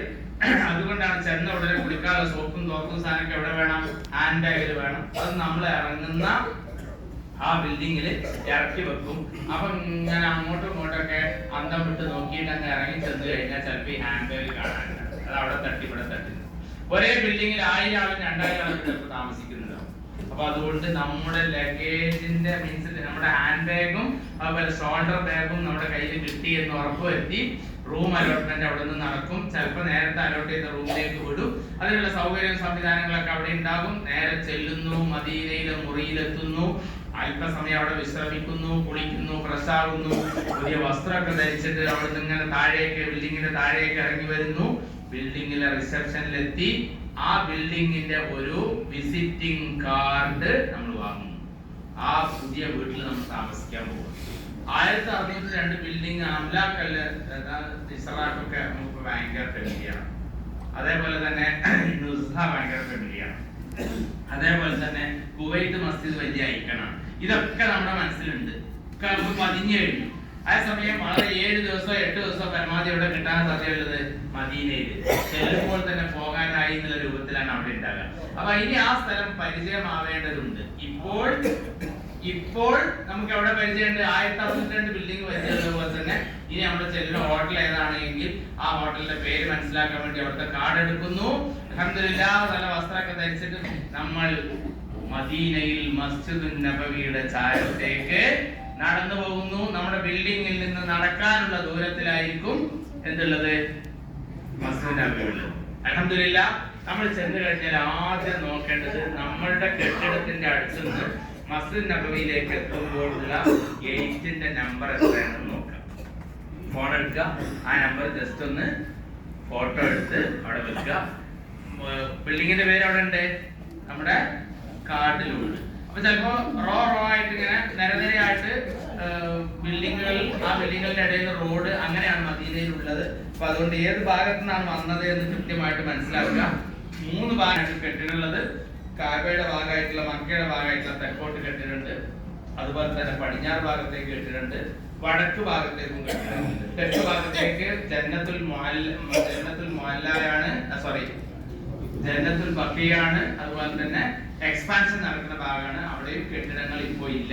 അപ്പൊ അതുകൊണ്ട് 3 ഭാഗത്താണ് കെട്ടിടമുണ്ടായി. ഏത് ഭാഗത്തൂടെയാണ് വന്നത് എന്ന് കൃത്യമായി മനസ്സിലാക്കി അൽഹംദുലില്ലാഹ് മദീനയിൽ മസ്ജിദ് നബവിയുടെ മുറ്റത്തേക്ക് ഇങ്ങനെ ചെല്ലുമ്പോൾ തന്നെ അറിയാതെ ഒരു സന്തോഷം മനസ്സിലേക്ക് ഇങ്ങനെ കടന്നു വരും. കുറേയേറെ കൊടകൾ, ചിലപ്പോൾ പകൽ സമയമാണെങ്കിൽ നിവർത്തി വെച്ചിട്ടുണ്ടാകും, രാത്രി സമയമാണെങ്കിൽ ഈ കൊടകളൊക്കെ പൂട്ടി വെച്ചിട്ടുണ്ടാവും. നമ്മൾ കൊണ്ടുപോയ ആ ചെറിയ കൊടലുണ്ടാവും. മദീനയിലെ മസ്ജിദിന്റെ മുറ്റത്തുള്ള മനോഹരമായിട്ടുള്ള കുട, ഓരോ കുടയും ആയിരക്കണക്കിന് ആളുകൾക്ക് തണൽ നൽകുന്ന പ്രത്യേകമായ ഡിസൈനിങ്ങിൽ, എഞ്ചിനീയറിംഗിലുള്ള ഒരു ഹൈടെക് ആയിട്ടുള്ള കൊടയാണ്. ആ കൊടയൊക്കെ ഇങ്ങനെ കണ്ട് മെല്ലെ മെല്ലെ ഇങ്ങനെ മസ്ജിദ് നബവിയിലേക്ക് കടന്നു ചെല്ലുന്നു. മസ്ജിദ് നബിയുടെ 1ാമത്തെ വാതിലായിട്ടുള്ള ബാബുസ്സലാമിന്റെ അടുത്തേക്ക് ഇങ്ങനെ നടന്നു ചെല്ലുന്നു. നമ്മൾ പുരുഷന്മാരൊക്കെ പരിശുദ്ധ നബി സല്ലല്ലാഹു അലൈഹി വസല്ലമക്ക് സലാം പറയാൻ വേണ്ടി പോവാണ്. നിസ്കാരത്തിന്റെ നേരാണെങ്കിൽ നിസ്കാരത്തിൽ പങ്കെടുക്കുന്നു, അല്ലാത്ത സമയമാണ് എങ്കിൽ 1ാമത്തെ വാതിലായ ബാബുസ്സലാമിന്റെ അടുത്തേക്ക് ഇങ്ങനെ ചെല്ലുമ്പോ ഭവ്യതയോടെ കടന്നു ചെല്ലണം.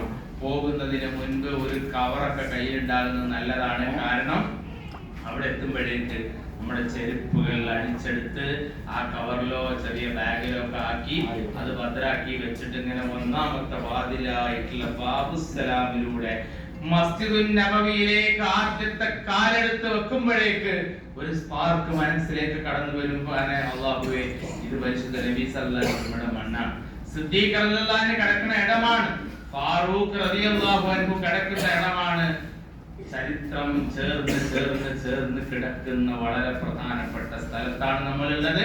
അങ്ങനെ മസ്ജിദ് നബവിയിലേക്ക് പ്രവേശിച്ചു കഴിഞ്ഞാൽ ഇടതുവശത്ത് പല വർണ്ണങ്ങളിലും രൂപങ്ങളിലുള്ള തൂണുകൾ കാണാം. അതിൽ ഓരോ തൂണുകൾക്കും ഓരോ കഥ പറയാനുണ്ട്, ചരിത്രം പറയാനുണ്ട്. കൂട്ടത്തിൽ ഒരു തൂണിന്റെ പേര് ഉസ്തുവാനത്ത് തൗബ എന്നാണ്, മറ്റൊരു തൂണിന്റെ പേര് ഉസ്തുവാനത്ത് ആയിഷ എന്നാണ്. അങ്ങനെ പല പല പേരിലുള്ള തൂണുകൾ. അങ്ങനെ മുന്നോട്ട് ഇങ്ങനെ പോകുമ്പോൾ നമ്മൾ മിമ്പറിന്റെ അടുത്ത് എത്തിച്ചേരും. മിമ്പറിന്റെ അടുത്ത് എത്തിച്ചേരുമ്പോ ആ മിമ്പറിന്റെയും പരിശുദ്ധ നബി സല്ലല്ലാഹു അലൈഹി വസല്ലം കിടക്കുന്ന സ്ഥലത്തിന്റെയും ഇടയിൽ മാബൈന ബൈതി വ മിമ്പരി റൗദത്തും മിൻ റിയാദിൽ ജന്ന എന്ന് പറഞ്ഞിട്ടുള്ള വളരെ പ്രധാനപ്പെട്ട സ്ഥലത്ത് ഒരു നേരത്തെ നെറ്റിത്തടം വെച്ച് ദുആ ചെയ്യാൻ വേണ്ടി ആളുകൾ മത്സരിച്ച് തിരക്കിക്കൊണ്ട് അവസരം തേടി നിൽക്കുന്നത് നമുക്ക് കാണാൻ പറ്റും.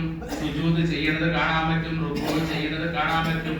ദുആയിൽ ഏർപ്പെട്ടുകൊണ്ട് അല്ലാഹുവോട് പാപമോചനം അഭ്യർത്ഥിക്കുന്നത് കാണാൻ പറ്റും. ഭൂമിയിൽ പ്രത്യേകമായി അടയാളപ്പെടുത്തപ്പെട്ട ഒരു സ്വർഗത്തിലേക്ക് പ്രവേശിച്ച മനുഷ്യന്മാരെ നമുക്ക് കാണാൻ പറ്റും. അത് സ്ത്രീകൾ സന്ദർശിക്കുന്ന സമയമാണെങ്കിൽ വലിയ കർട്ടൻ ഉണ്ടാവും, അപ്പൊ കാണാൻ പറ്റില്ല. നമ്മൾ അപ്പോഴല്ല കയറുന്നത്, മറ്റൊരു സന്ദർഭത്തിലാണ്. ഇൻഷാ അല്ലാഹ് നമ്മൾ ഇങ്ങനെ റൗദാ ശരീഫിന്റെ അടുത്തേക്ക് ഇങ്ങനെ നീങ്ങി പോകുമ്പോൾ വലതുവശത്ത് നമുക്ക് മിഹ്റാബ് കാണാൻ പറ്റും. അതുപോലെ തന്നെ ഒരുപാട് ചിത്രങ്ങൾ ആലേഖനം ചെയ്തിട്ടുള്ള, വാക്കുകൾ ആലേഖനം ചെയ്തിട്ടുള്ള സംഗതികളൊക്കെ കാണാൻ പറ്റും. അവിടെ ഇങ്ങനെ എഴുതി വെച്ചിട്ടുണ്ട്, നിങ്ങളുടെ ശബ്ദം പരിശുദ്ധ നബി മുസ്തഫ സല്ലല്ലാഹു അലൈഹി വസല്ലമയുടെ ശബ്ദത്തെക്കാൾ നിങ്ങൾ ഉയർത്തരുത്. അങ്ങനെ ചെയ്താൽ നിങ്ങളുടെ അമലുകൾ നഷ്ടപ്പെട്ടു പോകുമെന്ന് അവിടെ എഴുതി വെച്ചിട്ടുണ്ട്. അങ്ങനെ മെല്ലെ ചെന്നിട്ട് ഇങ്ങനെ ചെല്ലുമ്പോ ഒരു പച്ച ബോർഡിൽ ഇങ്ങനെ സ്വർണ്ണ കളറിൽ ഇങ്ങനെ എഴുതി വെച്ചിട്ടുണ്ട്, ഹുനാ സലാമു അലൻ നബി സല്ലല്ലാഹു അലൈഹി വസല്ലം എന്ന്. അവിടെ ഇങ്ങനെ ചെല്ലുമ്പോ ഒരു അടയാളമൊക്കെ മനസ്സിലാകും. ഹൃദയം കൊണ്ട് അസ്സലാമു അലൈക യാ സയ്യിദി യാ റസൂലല്ലാഹ് സല്ലല്ലാഹു അലൈഹി വസല്ലം. കുറച്ചും കൂടി മുന്നോട്ട് പോകുമ്പോ ഹുനാ സലാമു അലാ അബീ ബക്കർ എന്ന് എഴുതിയിട്ടുണ്ടാകും. അവിടെ അസ്സലാമു അലൈക യാ സയ്യിദനാ അബൂബക്കർ ഖലീഫത്ത് റസൂലില്ലാഹ് സലാം പറയുന്നു. അല്പം കൂടി മുന്നോട്ട് പോകുമ്പോൾ അവിടെ എഴുതി വെച്ചിട്ടുണ്ട്, ഹുനാ സലാമു അലാ ഉമറുൽ ഫാറൂഖ് എന്ന്. അവിടെ അസ്സലാമു അലൈക യാ സയ്യിദനാ ഉമർ ഖലീഫത്ത് റസൂലില്ലാഹ് എന്നും സലാം പറയുന്നു. അൽഹംദുലില്ലാഹ് നമ്മൾ ബാബുൽ ബഖീ എന്ന് പറയുന്ന ജന്നത്തുൽ ബഖീന്റെ ഭാഗത്തേക്ക് ഇങ്ങനെ പോകാൻ വേണ്ടി പോലീസുകാർ നമ്മളോട് ഇങ്ങനെ ആവശ്യപ്പെടും. നേരെ ആ ബാബുൽ ബഖീയിലൂടെ പുറത്തേക്ക് ഇങ്ങനെ ഇറങ്ങിയിട്ട് മനുഷ്യന്മാര് ചെയ്യുന്ന ഏറ്റവും വലിയ അദബുകേട്, അവനവന്റെ 1.5 കാശിന്റെ ചെരുപ്പ് എടുത്തിട്ട് ടേ ടേ ടേ എന്നിങ്ങനെ ഇടുന്നുണ്ടാവും. കൂട്ടത്തിൽ നമ്മളത് ചെയ്യരുത്. കാരണം അത്രയും പവിത്രമായ സ്ഥലത്താണ് നമ്മൾ എത്തിയത്. പരിശുദ്ധ നബി സല്ലല്ലാഹു അലൈഹി വസല്ലം കിടക്കുന്ന സ്ഥലമാണ്. സിദ്ദീഖ് റഹിമഹുല്ലാഹ് അന്ത്യവിശ്രമം കൊള്ളുകയാണ്. ഉമറുൽ ഫാറൂഖ് റഹിമഹുല്ലാഹ് അന്ത്യവിശ്രമം കൊള്ളുകയാണ്. ആ സ്ഥലമാണെന്ന് മനസ്സിലാക്കുക. ഭവ്യതയോടെയും ആദരവോടെയും കൂടി നടക്കുക. ആ സ്ഥലത്തൂടെ നടന്നുപോയ അനേകം മനുഷ്യന്മാർ പറഞ്ഞ വാക്ക് പരിശുദ്ധ നബിയെ സല്ലല്ലാഹു അലൈഹി വസല്ലം, അങ്ങ് ഈ മണ്ണിലൂടെ നടന്നു പോകരുത്, അങ്ങ് ഞങ്ങളുടെ കവിൽ തടത്തിൽ ചവിട്ടിക്കൊണ്ട് നിങ്ങൾ കടന്നു പോകണം, അത്രമേൽ ഞങ്ങൾ നിങ്ങളെ സ്നേഹിക്കുന്നു എന്ന് നേരിട്ട് പറഞ്ഞ പുണ്യ നബി സല്ലല്ലാഹു അലൈഹി വസല്ലം അന്ത്യവിശ്രമം കൊള്ളുന്ന റൗദ ഷരീഫാണ്. അതിന്റെ അടുത്തുള്ളത് പുറത്തേക്ക് വരുന്നു. ജന്നത്തുൽ ബഖീയിൽ കിടക്കുന്ന ആളുകൾ ഉസ്മാൻ റളിയല്ലാഹു അൻഹു ഉണ്ട്, ഐഷത്തു സിദ്ദീഖയുണ്ട്, പുണ്യ നബി സല്ലല്ലാഹു അലൈഹി വസല്ലമയുടെ പ്രിയപ്പെട്ട മകൾ ഫാത്തിമത്തു സഹറ ബത്തൂലുണ്ട്. ഒരു ദിവസം ഫാത്തിമ റളിയല്ലാഹു അൻഹ പുണ്യ നബി സല്ലല്ലാഹു അലൈഹി വസല്ലമയുടെ അടുത്ത് ഇങ്ങനെ ഇരിക്കുമ്പോൾ അവിടുന്ന് കരയാൻ തുടങ്ങി. റസൂൽ സല്ലല്ലാഹു അലൈഹി വസല്ലം എന്തോ കാര്യം ഫാത്തിമയുടെ ചെവിയിൽ പറഞ്ഞപ്പോൾ ഫാത്തിമ കരഞ്ഞുകൊണ്ടിരുന്നു. ആയിഷ റളിയല്ലാഹു അൻഹ ചോദിച്ചു, എന്തിനാണ് മോളെ നീ കരയുന്നതെന്ന്? ഒരു മറുപടിയും ഫാത്തിമ റളിയല്ലാഹു അൻഹ പറഞ്ഞില്ല. ഏതാനും ദിവസങ്ങൾ കഴിഞ്ഞു. വീണ്ടും പുണ്യ നബി സല്ലല്ലാഹു അലൈഹി വസല്ലമയുടെ ചാരത്തിരിക്കുന്ന പ്രിയപ്പെട്ട മകൾ എന്തോ ഒരു സ്വകാര്യം പറഞ്ഞപ്പോൾ ചിരിക്കാൻ തുടങ്ങി. അപ്പോഴും ആയിഷ റളിയല്ലാഹു അൻഹ ചോദിച്ചു, മകളെ നീ എന്തിനാണ് ചിരിച്ചതെന്ന്? അവരപ്പോഴും മറുപടി ഒന്നും പറഞ്ഞില്ല. കുറച്ച് ദിവസങ്ങൾ കഴിഞ്ഞുപോയി. നബി സല്ലല്ലാഹു അലൈഹി വസല്ലമയുടെ വഫാത്ത് സംഭവിച്ചു. വഫാത്തൊക്കെ സംഭവിച്ചതിന് ശേഷം ആയിഷ റളിയല്ലാഹു അൻഹ വീണ്ടും ചോദിച്ചു, മകളെ നീ എന്തുകൊണ്ടാണ് ഒരു ദിവസം കരയുകയും ഞാൻ ചോദിച്ചപ്പോ മറുപടി പറയാതിരിക്കുകയും കുറച്ച് ദിവസങ്ങൾ കൂടി കഴിഞ്ഞപ്പോ മറ്റൊരിക്കൽ പുണ്യനബിയോട് സംസാരിച്ചതിന് ശേഷം സല്ലല്ലാഹു അലൈഹി വസല്ലം മോള് ചിരിക്കുകയും ചെയ്തത് എന്തിനാണ്? റസൂൽ സല്ലല്ലാഹു അലൈഹി വസല്ലം പടവാങ്ങി പോയല്ലോ, അതുകൊണ്ട് ഇനിയെങ്കിലും പറയാമോ എന്ന് ചോദിച്ചപ്പോ ഫാത്തിമ റളിയല്ലാഹു അൻഹ പറഞ്ഞ മറുപടി, എന്റെ പിതാവ് അല്ലാഹുവിലേക്ക് മടങ്ങി പോവുകയാണെന്നാണ് എന്നോട് പറഞ്ഞത്. എനിക്ക് സങ്കടം വന്നപ്പോൾ ഞാൻ കരഞ്ഞതാണെന്ന്. കുറച്ച് കഴിഞ്ഞപ്പോ വീണ്ടും പറഞ്ഞു, ഞാൻ വഫാത്തായി അല്ലാഹുവിലേക്ക് മടങ്ങിയാൽ എന്റെ അടുത്ത് എന്റെ കുടുംബത്തിൽ നിന്ന് ആദ്യമായി വന്നു ചേരുന്നത് മകളെ ഫാത്തിമ നീയാണെന്ന് പറഞ്ഞപ്പോഴാണ് ഞാൻ ചിരിച്ചതെന്നും ഫാത്തിമ റളിയല്ലാഹു അൻഹ പറഞ്ഞ ചരിത്രം നമ്മുടെ ഒക്കെ മനസ്സിലുണ്ട്, കൽബിലുണ്ട്. അവരൊക്കെ കിടക്കുന്ന ഭൂമിയിലാണ് നമ്മളുള്ളതെന്ന് ഓർമ്മ വരണം. ജന്നത്തുൽ ബഖീയിൽ കിടക്കുന്ന ഉസ്മാൻ ഇബ്നു അഫ്ഫാൻ റളിയല്ലാഹു അൻഹുവിന് വേണ്ടി സലാം പറഞ്ഞ്, ഈ ഫാത്തിമത്തു സഹറ ബത്തൂലിന് സലാം പറഞ്ഞ്, ആയിഷത്തു സിദ്ദീഖ റളിയല്ലാഹു അൻഹാക്ക് വേണ്ടി സലാം പറഞ്ഞ്, അവിടെ കിടക്കുന്ന ഭാഗ്യവാന്മാരായിട്ടുള്ള അനേക മനുഷ്യർക്ക് വേണ്ടി സലാമുൻ അലൈക്കും ദാറ ഖൗമിൻ മുഅ്മിനീൻ വ ഇന്നാ ഇൻഷാഅല്ലാഹു ബികും ലാഹിഖൂൻ എന്ന് പറഞ്ഞവരിൽ അല്ലാഹു നമ്മളെ ഉൾപ്പെടുത്തി.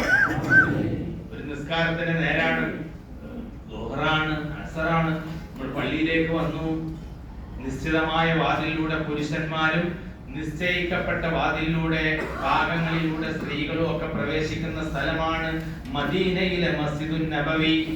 മക്കയിലെ മസ്ജിദുൽ ഹറം പോലെയല്ല. അപ്പൊ അതുകൊണ്ട് ആ നിശ്ചയിക്കപ്പെട്ട സ്ഥലത്ത് ഇങ്ങനെ നമ്മൾ ചെന്നിരുന്നു. ഒരു നിസ്കാരമൊക്കെ നിർവഹിച്ചു. നിസ്കാരമൊക്കെ നിർവഹിച്ചതിന് ശേഷം സലാമൊക്കെ വീട്ടിയതിന് ശേഷം അസിസ്റ്റന്റ് ആയിട്ടുള്ള ആൾ വിളിച്ചു പറഞ്ഞു, അസ്സലാത്തു അലൽ അംവാതി വൽ അത്ഫാലി യർഹമുകുമുല്ലാഹ്. കുറച്ച് ജനാസകളുടെ നിസ്കാരമുണ്ട്, കുറച്ച് കുഞ്ഞുങ്ങളുടെ ജനാസയും ഉണ്ട് എന്ന്. അതിൽ ഫർദ് നിസ്കാരം. ആ നിസ്കാരത്തിലൊക്കെ ഇങ്ങനെ പങ്കെടുക്കുമ്പോ ഇങ്ങനെ അല്ലാഹുമ്മ ഗഫിർ ലഹും വർഹംഹും വഅഫു അൻഹും വഅഫിഹിം വഅക്രിം നുസ്ലഹും എന്നിങ്ങനെ ലക്ഷോപലക്ഷം മനുഷ്യന്മാർ പ്രാർത്ഥിക്കുമ്പോ കൂട്ടത്തിൽ നമ്മൾ പ്രാർത്ഥിക്കാണ്, പടച്ചോനെ എനിക്കും നീ അങ്ങനെ ഒരു സൗഭാഗ്യം നൽകണമേ എന്ന്. കാരണം പുണ്യനബി സല്ലല്ലാഹു അലൈഹി വസല്ലമയുടെ കാൽപാദത്തിനു കീഴെ ജന്നത്തുൽ ബഖീയിൽ കിടക്കുന്നവർ എത്ര ഭാഗ്യവാന്മാരാണ്. മസ്ജിദുൻ നബവിയിൽ വെച്ചൊരു സലാത്തുൽ ജനായിസിന് വിധേയമാക്കപ്പെടുന്നവർ എത്ര ഭാഗ്യവാന്മാരാണ്. അല്ലാഹു തൗഫീഖ് ചെയ്യട്ടെ. നമ്മുടെ റൂട്ടിലേക്ക്, നമ്മുടെ വീട്ടിലേക്ക്, നമ്മുടെ ബിൽഡിങ്ങിലേക്ക് നമ്മൾ തിരിച്ചു വരുന്നു. അവിടെ ആ നേരത്തെയുള്ള ഗേറ്റിന്റെ നമ്പർ മനസ്സിലാക്കുന്നു, ബിൽഡിങ്ങിന്റെ പേര് മനസ്സിലാക്കി നടന്നു വന്ന് നമ്മുടെ കെട്ടിടത്തിൽ എത്തിച്ചേരുന്നു. അപ്പോഴേക്ക് ചിലപ്പോൾ എന്ത് ചെയ്തിട്ടുണ്ടാവും, നമ്മുടെ ബാഗുകൾ എത്തിയിട്ടുണ്ടാവും. ആ ബാഗുകൾ എടുത്ത് നമ്മൾ തന്നെ ലിഫ്റ്റിൽ അങ്ങോട്ട് കൊണ്ടുപോകണം, നമ്മുടെ മുറിയിൽ കൊണ്ടുപോകണം. അവിടെ അതിന് സഹായികൾ ഉണ്ടാവാൻ സാധ്യത കുറവാണ്. ചിലപ്പോ ഫ്ലോറിലൊക്കെ കൊണ്ടുവച്ചിട്ടുണ്ടാവും. അപ്പോ ബിൽഡിങ്ങിന്റെ നമ്പർ, റൂം നമ്പർ ഒന്നും വ്യക്തത ഇല്ലാത്തത് കൊണ്ട്, ഇവിടുത്തെ പോലെ റൂം നമ്പർ അവിടെ വ്യക്തത ഇല്ലാത്തത് കൊണ്ട് ചില ഫ്ലോറിലൊക്കെ കൊണ്ടിട്ടുണ്ടാവും. അപ്പൊ ഒന്ന് അങ്ങോട്ടും ഇങ്ങോട്ടൊക്കെ നോക്കി നടന്നു കഴിഞ്ഞാൽ നമ്മളുടേതൊക്കെ കിട്ടും ഇൻഷാ അല്ലാഹ്. അഥവാ അന്ന് കിട്ടിയില്ലെങ്കിൽ പിറ്റേന്ന് കിട്ടും, പിറ്റേന്ന് കിട്ടിയില്ലെങ്കിൽ അതിന്റെ പിറ്റേന്ന് കിട്ടും, അല്ലെങ്കിൽ അതിന്റെ പിറ്റേന്ന് കിട്ടും. അതിന്റെ കാര്യത്തിൽ ഒന്നും എന്ത് ചെയ്യരുത്, വിഷമിക്കരുത്, പ്രയാസം പറയരുത്. ഇതിന്റെ എല്ലാ വിലപിടിപ്പുള്ള സാധനം അതിനകത്താണെന്ന് പറയരുത്, ഇതിന്റെ മരുന്ന് അതിനകത്താണ്, എനിക്ക് വല്ല ബോധം ഉണ്ടോ എന്നൊക്കെ പറഞ്ഞ് ഏതെങ്കിലും ഓഫീസർമാരോടും അല്ലെങ്കിൽ യൂണിഫോം ഇട്ടവരോടും മുഴുവൻ ചീത്ത പറയാൻ നിൽക്കരുത് എന്ന് താഴ്മയായിട്ട് അഭ്യർത്ഥിക്കാണ്. അള്ളാഹു കബൂലാക്കട്ടെ. ഇൻഷാ അല്ലാഹ് നമ്മുടെ മുറിയിൽ വന്നു. ഭക്ഷണത്തിന്റെ ക്രമീകരണം എന്ന് പറഞ്ഞാൽ നമ്മുടെ ഈ കെട്ടിടത്തിലുള്ളത് പോലെ ചിലപ്പോ എന്ത് ചെയ്യുന്നുണ്ടാവും, അവിടെ കാറ്ററിംഗ് ടീം ഉണ്ടാവും. ഓരോ നേരത്തേക്കുള്ള ഭക്ഷണത്തിന്റെ തുക വാങ്ങിച്ചിട്ട് കൊടുക്കുന്ന രീതിയാണ് സാധാരണ ഉണ്ടാകാറുള്ളത്. അല്ലെങ്കിൽ പുറത്തുള്ള ബിൽഡിങ്ങുകളിലോ വേറെ ബിൽഡിങ്ങിലായിരിക്കാം ചിലപ്പോൾ ഭക്ഷണം ഉള്ളത്. ചിലപ്പോ പാകിസ്ഥാനി റൊട്ടി ആയിരിക്കും, ചിലപ്പോൾ ഉൽഗമീസ് ആയിരിക്കും, ചിലപ്പോൾ അഫ്ഗാനി റൊട്ടി ആയിരിക്കും, ചിലപ്പോ ബംഗാളി ബംഗ്ലാദേശുകാരന്റെ മൈദ പൊറോട്ടയും ആയിരിക്കും. എന്താണ് കിട്ടുന്നത് എങ്കിൽ അത് വാങ്ങിക്കൊണ്ടുവരുന്നു, കഴിക്കുന്നു. ഓരോ നിസ്കാരത്തിന്റെ നേരമാകുമ്പോഴും അവനവന്റെ ബിൽഡിങ്ങിൽ നിന്ന് കുറച്ച് നേരത്തെ തന്നെ ഇറങ്ങിയിട്ട് ഇങ്ങനെ മസ്ജിദുൻ നബവിയുടെ അടുത്തേക്ക് നടക്കുമ്പോൾ ഖുബ്ബത്തുൽ ഖദറാ കാണുന്നു. പുണ്യ നബി സല്ലല്ലാഹു അലൈഹി വസല്ലമയോട് സലാം പറയുന്നു. സഹോദരിമാരെ, അജുമമാരെ സംബന്ധിച്ചിടത്തോളം അവർക്ക് സലാം പറയാൻ ഈ ഭാഗത്തൂടെ പോകാൻ പറ്റാത്തതുകൊണ്ട് അവർ ഏറ്റവും കാഴ്ചയുള്ള സ്ഥലത്ത് നിന്ന് അല്ലാഹുവിന്റെ റസൂലിനോട് സല്ലല്ലാഹു അലൈഹി വസല്ലം സലാം പറയണം. നമ്മളോട് പലരും പറഞ്ഞിട്ടുണ്ട്, പോകുമ്പോ ഒരു അസ്സലാമു അലൈക്കും എന്ന് എന്റേത് പുണ്യ നബിയോട് പറഞ്ഞേക്കണേ എന്ന്. ആ വസിയത്തൊക്കെ ഓർമ്മ വെച്ച് അവർക്കൊക്കെ വേണ്ടി സലാം പറയുന്നു, തിരിച്ചു വരുന്നു. അൽഹംദുലില്ലാഹ്. അതിനിടയിൽ നമ്മളോട് ഇങ്ങനെ പറയും, ഇന്ന ദിവസമാണ് നമ്മുടെ റൗദ പാസ് എന്ന് പറയും. ആ റൗദ പാസ് പറയുന്ന സമയത്ത് എന്ത് ചെയ്യാം, ആ പറയുന്ന സമയത്ത് നമ്മളോട് ഇന്ന സമയത്ത് ഇന്ന ഗേറ്റിൽ വന്ന് നിൽക്കണം എന്ന് എസ്ഐമാര് പറയും. ആ പറഞ്ഞാൽ അവിടെ തന്നെ പോയി നിൽക്കണം. വേറെ അവിടെ ഇവിടെ പോയി നിന്നിട്ട് ഞാൻ 1 മണിക്കൂറായി ഇന്നോടത്ത് പോയി നിൽക്കണം, നിങ്ങൾ ഏത് എന്നൊക്കെ ചോദിച്ചിട്ട് ദയവ് ചെയ്തിട്ട് അപമര്യാദ കാണിക്കരുത്. കൃത്യമായിട്ട് മനസ്സിലാക്കി വെക്കുക. നമ്മുടെ ഇന്ത്യക്കാരായിട്ടുള്ള കേരളക്കാരും മറ്റ് സംസ്ഥാനക്കാരൊക്കെ നിൽക്കുന്നത് ഏകദേശം ഒരേ പ്രദേശത്താണ്. എന്നാലോ എല്ലാ രാജ്യക്കാരും നിൽക്കുന്നത് അവിടെ തന്നെ. അപ്പൊ ആ ഗേറ്റ് പറഞ്ഞാൽ ഗേറ്റിന്റെ അടുത്ത് തന്നെ നിൽക്കുക. ഞാൻ ഇവിടെ ഉണ്ട്, ഞാൻ ഇവിടെ ഉണ്ട് എന്ന് പറയും. ഗേറ്റ് നമ്പർ 326 എന്ന് പറഞ്ഞു, ഞാൻ ഇവിടെ ഉണ്ട്, ഞാൻ ഇവിടെ ഉണ്ട്. അപ്പൊ എന്താണ്, നോക്കുമ്പോ 326 കുറെ ദൂരം നിന്ന് കാണുന്നുണ്ട്. ബാക്കിയുള്ളവരൊക്കെ ഈ നമ്പറിന്റെ അടുത്ത് വന്ന് നിൽക്കുന്ന കുറെ ആൾ അങ്ങനത്തെ തൂണിന്റെ അടുത്ത് പോയി നിന്നിട്ട് ചിഹ്ന വന്ന് വിളിച്ചു കൊണ്ടുപോകണ്ടേ എന്നൊക്കെ പറഞ്ഞ് തർക്കിച്ചിട്ട് ഒരു കാര്യം ഉണ്ടാവില്ല. ഒരു അരമണിക്കൂർ സ്ലോട്ട്, 20 മിനിറ്റ് സ്ലോട്ടിന്റെ ഇടയിലാണ് എന്നുള്ളത് റൗദ പ്രവേശനം ഉള്ളത്. അത് ആ സമയത്ത് തന്നെ കയറിയിരിക്കണം. മാത്രമല്ല ആ കൂട്ടത്തില് മറ്റ് സംസ്ഥാനക്കാരായ പാസ് ചെയ്യാത്തവരും ചിലപ്പോൾ കയറാൻ നിൽക്കുന്നുണ്ടാവും. അപ്പൊ നമ്മുടെ ആൾക്കാർ പരസ്പരം ചേർന്ന് നിന്ന് നമ്മുടെ ആൾക്കാര് ഒരാൾ മിസ്സാവാതെ കയറാൻ വേണ്ടി ശ്രമിക്കുക. ഇനി അതിന് പുറമെ ആർക്കെങ്കിലും നുസുക്ക് ആപ്ലിക്കേഷൻ ഉപയോഗിച്ചുകൊണ്ട് കയറണമെന്നുണ്ടെങ്കിൽ നുസ്ക് ആപ്ലിക്കേഷൻ ഇൻസ്റ്റാൾ ചെയ്ത് അതിന്റെ OTP ഒക്കെ കൃത്യമായി നമ്മുടെ നമ്പർ അറിഞ്ഞ്, നമ്മുടെ പാസ്പോർട്ട് നമ്പർ അറിയണം, അതുപോലെ തന്നെ നമ്മുടെ ഡേറ്റ് ഓഫ് ബർത്ത് ഉൾപ്പെടെയുള്ള കാര്യങ്ങളൊക്കെ കൊടുക്കേണ്ടതുണ്ട്. അതേപോലെ തന്നെ കൂട്ടത്തിൽ വളരെ പ്രധാനപ്പെട്ടതാണ് OTP വരുന്നത് എവിടേക്കാണ്, മെയിലിലേക്കാണ്. അപ്പൊ ആ മെയിലൊക്കെ ആക്റ്റീവ് ആയിരിക്കണം, അതിന് നെറ്റ് ഉണ്ടായിരിക്കണം. മാത്രമല്ല അങ്ങനെ കിട്ടിയിട്ടുള്ള അഡീഷണൽ ആയിട്ട് കിട്ടിയിട്ടുള്ള റൗദ പ്രവേശനത്തെ സംബന്ധിച്ചിടത്തോളം ആ കയറുന്ന 20 മിനിറ്റ് സ്ലോട്ടിന്റെ മിനിറ്റുകൾക്ക് മുമ്പ് മാത്രമേ എന്ത് ചെയ്യുള്ളൂ, ഓൺലൈനായിട്ട് അതിന്റെ QR കോഡ് വരുള്ളൂ. അപ്പൊ നെറ്റും വേണം. ഇവിടെ നമ്മുടെ ഒരു 60 രൂപയ്ക്ക് 70 രൂപയ്ക്ക് ഫോണും നെറ്റൊക്കെ ഉപയോഗിച്ചു, ഇഷ്ടംപോലെ വൈഫൈ കിട്ടി. ഹറമിന്റെ മുറ്റത്ത് വൈഫൈ ഒന്നും കിട്ടൂല. അപ്പൊ അതുകൊണ്ട് വൈഫൈ കിട്ടാതിരുന്നാൽ ഈ സാധനം ഡിസ്പ്ലേഡ് ആവില്ല. അപ്പൊ അതുകൊണ്ട് എന്ത് ചെയ്യേണ്ടി വരും, ചിലപ്പോൾ 130 റിയാൽ ചെയ്യേണ്ടി വരും, അല്ലെങ്കിൽ അതിനാവശ്യമായിട്ടുള്ള തുകയൊക്കെ റീചാർജ് ചെയ്യേണ്ടി വരും. അപ്പൊ ആ ഓർമ്മയൊക്കെ കൃത്യമായിട്ടുണ്ടാവും. അതിനനുസരിച്ച് കാര്യങ്ങളൊക്കെ സെറ്റ് ചെയ്യുകയും നമുക്ക് ഏതാണോ നിശ്ചയിക്കപ്പെട്ട സമയമെങ്കിൽ ആ സമയത്ത് റൗദയിലേക്ക് പ്രവേശിക്കുന്നു. അൽഹംദുലില്ലാഹ് നമ്മൾ മസ്ജിദ് നബിയുടെ അകത്തേക്ക് കൊണ്ടുപോകും, അവിടെ ഇരുത്തും, അതിന്റെ ക്രമീകരണങ്ങളൊക്കെ നടത്തും. അത് കഴിഞ്ഞതിന് ശേഷം റൗദയുടെ ഭാഗത്തേക്ക് നമ്മളങ്ങനെ കൊണ്ടുപോകും. റൗദയുടെ ഭാഗത്തേക്ക് നടന്നു പോകുമ്പോൾ അൽഹംദുലില്ലാഹ് അങ്ങനെ അപ്പുറം ഇപ്പുറമൊക്കെ കൂടി നോക്കി കാഴ്ചകൾ കണ്ട് നമ്മുടെ സമയമൊക്കെ നഷ്ടപ്പെടുത്തുന്നതിന് പകരം പരമാവധി വേഗത്തിൽ ഏറ്റവും മുൻവശത്തേക്ക് എത്താൻ വേണ്ടി ശ്രമിക്കുക.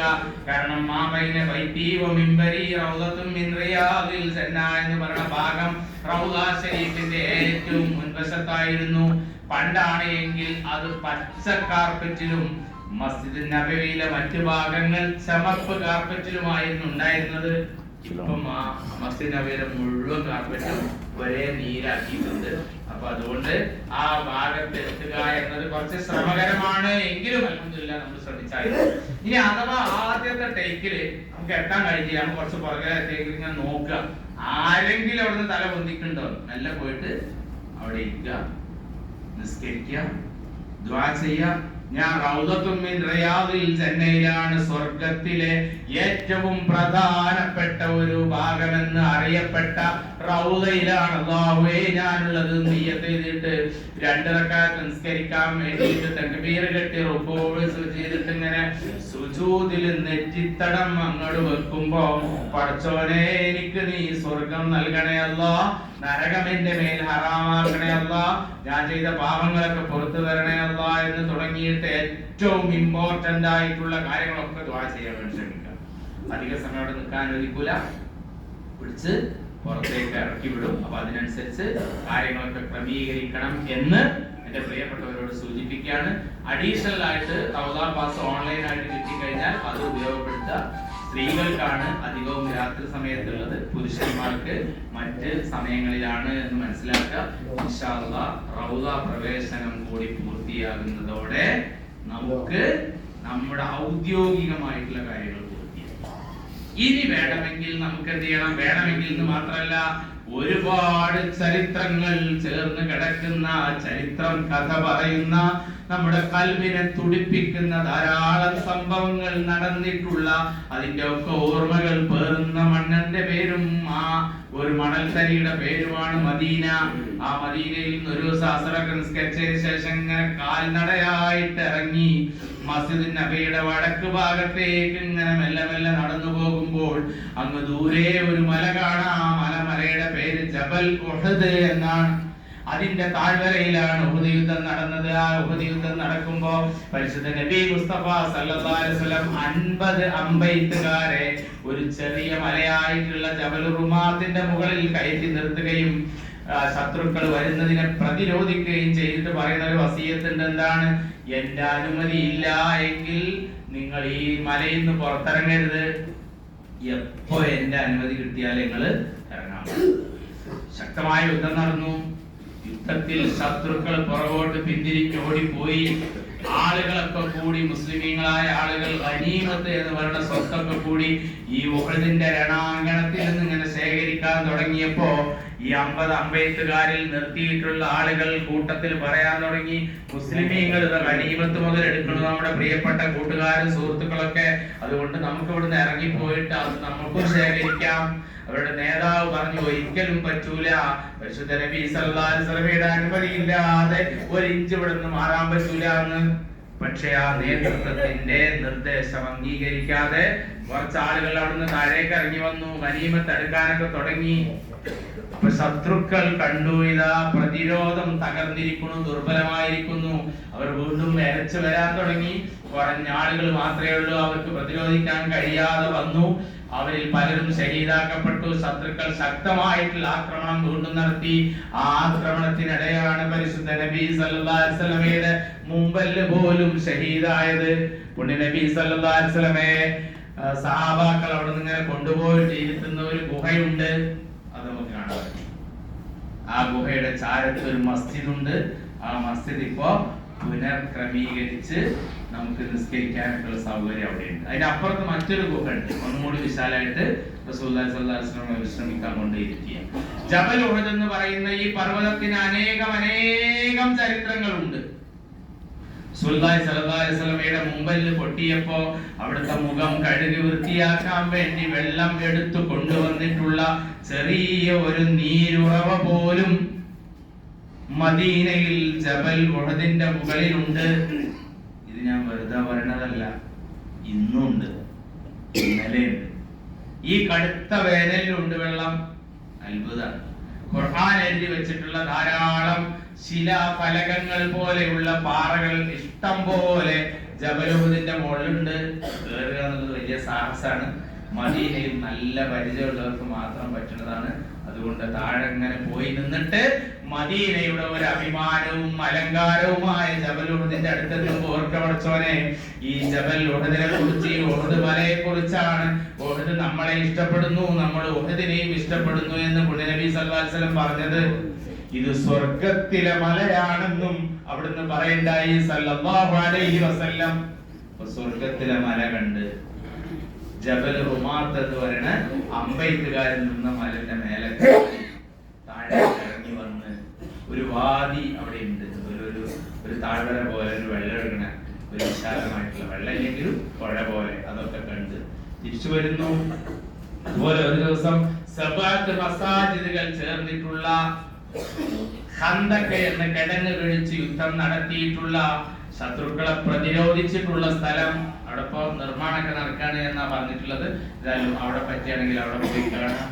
ഒരു ദിവസം മസ്ജിദ് ഖിബ്ലത്തൈനിൽ പോകുമ്പോ മനസ്സിലേക്ക് ഇങ്ങനെ ഓർമ്മ വരും, പഠിച്ചോനെ ഈ പള്ളിക്ക് രണ്ട് ഖിബ്ലയുള്ള പള്ളി എന്ന് പറയാനുള്ള കാരണം വിശുദ്ധ നബി സല്ലല്ലാഹു അലൈഹി വസല്ലം മദീനയിൽ എത്തിയപ്പോൾ നേരെ അവിടെ നിന്നും വടക്ക് വശത്തുള്ള ബൈത്തുൽ മുഖദ്ദസിലേക്ക് തിരിഞ്ഞാണ് നിസ്കരിച്ചിരുന്നത്. നബിയുടെ ആഗ്രഹം, പഠിച്ചോനെ എന്റെ നാട്ടിലെ മക്കയിലെ എനിക്ക് ഇഷ്ടപ്പെട്ട കഅബയിലേക്ക് തിരിഞ്ഞ് നിസ്കരിക്കാൻ നീ അനുമതി നൽകണമേ എന്ന് അല്ലാഹുവിന്റെ റസൂലിലെ ഉള്ളിലെ പ്രാർത്ഥനയ്ക്ക് ഉത്തരം പോലെ ഒരു അസ്ർ നിസ്കാരത്തിന്റെ നേരത്ത് വിശുദ്ധ നബി സല്ലല്ലാഹു അലൈഹി വസല്ലമയുടെ അടുത്ത് ജിബ്രീൽ വന്നിട്ട് ഈ അനുമതി കൊടുത്ത വിവരം പറഞ്ഞു. ആ നിസ്കാരത്തിൽ അവിടെ നിന്ന് തെക്കോട്ട് തിരിഞ്ഞു, ഇങ്ങനെ മുന്നോട്ട് വന്നിട്ട് ഖിബ്ലയിലേക്ക്, കഅബയിലേക്ക് തിരിഞ്ഞ് നിസ്കരിച്ചു. അതുകൊണ്ട് മസ്ജിദ് ഖിബ്ലത്തൈൻ, രണ്ട് ഖിബ്ല ഉള്ള ഈ എന്ന പേരിൽ അറിയപ്പെടുന്ന സ്ഥലം. അപ്പോ വടക്ക് വശത്തെ വാതിലിന്റെ മുകളിൽ ചെറിയൊരു മുസല്ല പോലെ അങ്ങനെ അടയാളപ്പെടുത്തിയിട്ടുണ്ട്, കാര്യങ്ങളൊക്കെ അതിൽ എഴുതിയിട്ടുണ്ട്. ഒരു ദിവസം മസ്ജിദ് ഖുബയിൽ പോകുന്നു.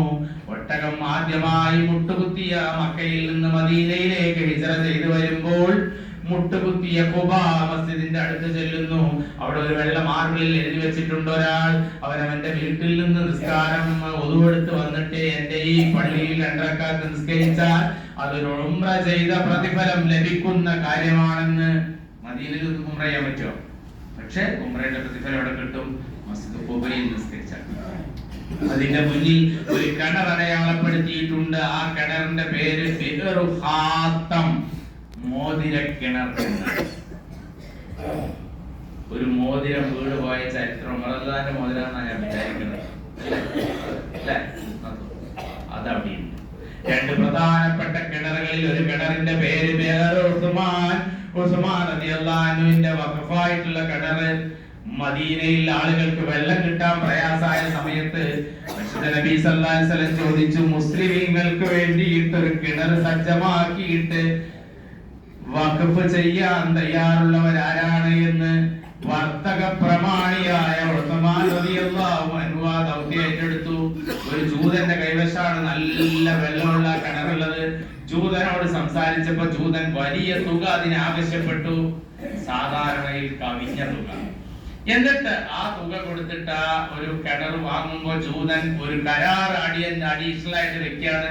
പറഞ്ഞു, ഒരു ദിവസം മുസ്ലിമീങ്ങൾ ഉപയോഗിച്ചുള്ളൂ, 2ാമത്തെ ദിവസം എന്റെ സമൂഹത്തിന് ജൂതന്മാർക്ക് ഉപയോഗിക്കാൻ അനുമതി തരണമെന്ന്.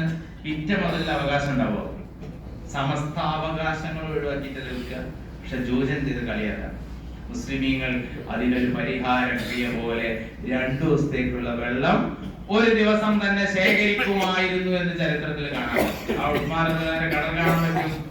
നിർമ്മാണമൊക്കെ റെനോവേഷൻ നടക്കുകയാണ്, ദൂരെ ഇപ്പൊ കാണാൻ പറ്റും. അതുപോലെ മറ്റൊരു കിണറാണ് ബിർ ഗർസ്. പരിശുദ്ധ നബി സല്ലല്ലാഹു അലൈഹി വസല്ലം പറഞ്ഞു, വസിയത്തായിട്ട് പറഞ്ഞു, ഞാൻ അല്ലാഹുവിലേക്ക് മടങ്ങിയാൽ നിങ്ങൾ എന്റെ ജനാസ കഴുകി വൃത്തിയാക്കുന്നത് ബിർ ഗർസിലെ വെള്ളം കൊണ്ടായിരിക്കണമേ എന്ന്. സഹാബത്ത് അത് ചെയ്തു. അതിന്റെ അടുത്തൊരു മസ്ജിദ് ഉണ്ട്, അതിലെ വെള്ളം കുടിക്കാൻ സൗകര്യമുണ്ട്. ഉപയോഗപ്പെടുത്തുന്നില്ല, നമ്മൾ ഉൾപ്പെടുത്തും. അതുപോലെ ഖുർആന്റെ പ്രിന്റിംഗ് പ്രസ് കാണാൻ വേണ്ടി പോകാം. അതുപോലെ തന്നെ മസ്ജിദ് ഹമാമ എന്ന് പറയുന്ന മേഘം തണലിട്ട പള്ളി കാണാൻ പോകാം. മസ്ജിദ് ജുമാ എന്ന് പറഞ്ഞ മദീനയിൽ എത്തിയിട്ട് ആദ്യമായിട്ട് ജുമാ നിർവഹിച്ച പള്ളി കാണാൻ പോകാം. അതുപോലെ സഹാബത്തിന്റെ ഒക്കെ പേരിലുള്ള ധാരാളം മസ്ജിദുകൾ മദീനയിലെ മസ്ജിദ് നബവിയുടെ ചുറ്റും ഇങ്ങനെ നടന്നു പോകാവുന്ന ദൂരത്തിലുണ്ട്. സുബഹി ശേഷം പോവാം, അസറിന് ശേഷം പോവാം. നമ്മുടെ പല സുഹൃത്തുക്കളും ചെറിയ ചെറിയ ടീമായിട്ട് മദീനയിൽ വരുന്ന ആളുകൾക്ക് ഈ ചരിത്ര സ്ഥലങ്ങളൊക്കെ കാണിച്ചു കൊടുക്കാൻ സൗജന്യമായി നടന്ന് കാണിച്ചു കൊടുക്കാൻ തയ്യാറാവാറുണ്ട്. അതൊക്കെ ഉപയോഗപ്പെടുത്തുക. അപ്പോ നമ്മൾ ഹജ്ജ് കമ്മിറ്റിയാണ് ഖുബാ പള്ളിക്ക് കൊണ്ടുപോകല്. ഹജ്ജ് കമ്മിറ്റി എപ്പോഴാണ് കിബിലത്തേക്ക് പോകലെന്നൊന്നും കാത്തു നിൽക്കരുത്. നമ്മൾ അതൊക്കെ ഏറ്റവും ഫലപ്രദമായി നിർവഹിച്ച ടീമാണെന്ന കാര്യത്തിൽ ഒരു സംശയമില്ല. ഏറ്റവും കൂടുതൽ സംഘമായിട്ട് ഒരു ബിൽഡിംഗ് നിന്ന് തായിഫിലേക്ക് പോയ സ്ഥലം ബിൽഡിംഗ് 1602 പറയുന്നത്. തായിഫിലും പോയി, ഹുദൈബിയിലും പോയി. അതിന്റെ പറഞ്ഞ സൗജന്യമായിട്ട് ഒരു പരിപാടി വന്നപ്പോ അതിനും പോയി. ഇഷ്ടം പോലെ അവർ ഉപയോഗപ്പെടുത്തി. ഒരിക്കലും എനിക്ക് കയറാൻ കഴിയില്ല എന്ന് തോന്നിയ ജബൽ നൂറിൽ കയറിയ ആൾക്കാർ ഇഷ്ടം പോലെ കൂട്ടത്തിലില്ലേ? ഞാൻ അതിന്റെ രസം കളയാൻ വേണ്ടി നിങ്ങളൊക്കെ കൈ പൊതിച്ചോളി എന്ന് പറയണില്ല. ജബൽ തൗറിന്റെ മുകളിൽ കയറിയാലില്ലേ? ഉണ്ട്. ഉണ്ടോ ഇല്ലേ? ഏറ്റവും വലിയ അനുഭവമാണ്. അവിടെ പോയിട്ട് നിസ്കാരം നിർവഹിച്ചവർ ഈ കൂട്ടത്തിൽ. അവിടെ പോയിട്ട് ജബൽ സൗറിന്റെ മോളിൽ പോയിട്ട് ആ ഗുഹയിലൂടെ താഴേക്ക് ഇറങ്ങി വന്നവരുണ്ട്. ആ കൂട്ടത്തിൽ എവിടെയാണ് ഒരു മാളമുണ്ട് എന്ന് നോക്കിയിട്ട് ആ മാളം അന്വേഷിച്ചവരുണ്ട്. അവിടുന്ന് ഇങ്ങനെ കാബാലയത്തിന്റെ അടുത്ത് നോക്കിയിട്ട് ഇരിക്കുമ്പോ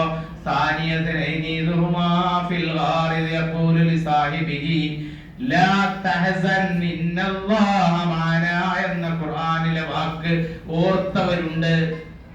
സൗർ ഗുഹയിലേക്ക് കയറുന്നതിന് മുമ്പ് നിശ്ചയിക്കപ്പെട്ട ചെറിയ പ്രദർശനം കാര്യങ്ങളൊക്കെ ഉള്ള സ്ഥലം ഉണ്ടല്ലോ, അവിടെ അങ്ങനെ പ്രത്യേകമായി മണ്ണ് പോലുള്ള ഒരു സാധനം കൊണ്ട് ലാ തഹസൻ ഇന്നല്ലാഹ മഅനാ എഴുതി വെച്ച ആരെങ്കിലും കണ്ടോ? ഒരു സ്തൂപം പോലെ ഉണ്ടാക്കി വെച്ച ആരും കണ്ടില്ല? ഉണ്ട്. കാണുമ്പോ എല്ലാം കാണും. അല്ലാഹു തൗഫീഖ് നൽകട്ടെ. ഇൻഷാ അല്ലാഹ് ഒരു ദിവസം നമ്മള് അതിരാവിലെ സുബ്ഹ് നിസ്കാരം കഴിഞ്ഞ് ഗസ്വത്ത് ബദ്റുൽ കുബ്ര എന്ന ഇസ്ലാമിക ചരിത്രത്തിലെ ഏറ്റവും ശ്രദ്ധേയമായ യുദ്ധം നടന്ന ബദറിലേക്ക് പോവുകയാണ്. ബദർ ഒരു വല്ലാത്ത അത്ഭുതകരമായ സംഭവമാണ്. ആ ബദർ യുദ്ധത്തില് 313 ആളുകളാണ് പങ്കെടുക്കുന്നത്. 14 പേരാണ് ഷഹീദായത്. ഖുറൈശികളുടെ കച്ചവട സംഘം ഒരു വർഷത്തെ കച്ചവടത്തിന്റെ മുഴുവൻ ലാഭവും വിവിധ ഗോത്രങ്ങളിൽ നിന്നുള്ള വിഹിതമൊക്കെ വാങ്ങിയിട്ട് വലിയ സന്നാഹം രൂപപ്പെടുത്തിയിട്ട് മദീനയിൽ ചെന്നിട്ട് പരിശുദ്ധ നബി സല്ലല്ലാഹു അലൈഹി വസല്ലമയെയും അനുയായികളെയും വകവടുത്തി കളയാം, അവരെ ഭൂമി ലോകത്ത് നിന്ന് ഇല്ലായ്മ ചെയ്താൽ അള്ളാഹുവിനുള്ള ഏകാരാധന തൗഹീദ് ഇല്ലാതാക്കി കളയാമെന്ന് വ്യാമോഹിച്ചിട്ട് യുദ്ധം ചെയ്യാൻ വേണ്ടി പോകുന്ന ഒരു സന്ദർഭമുണ്ട്.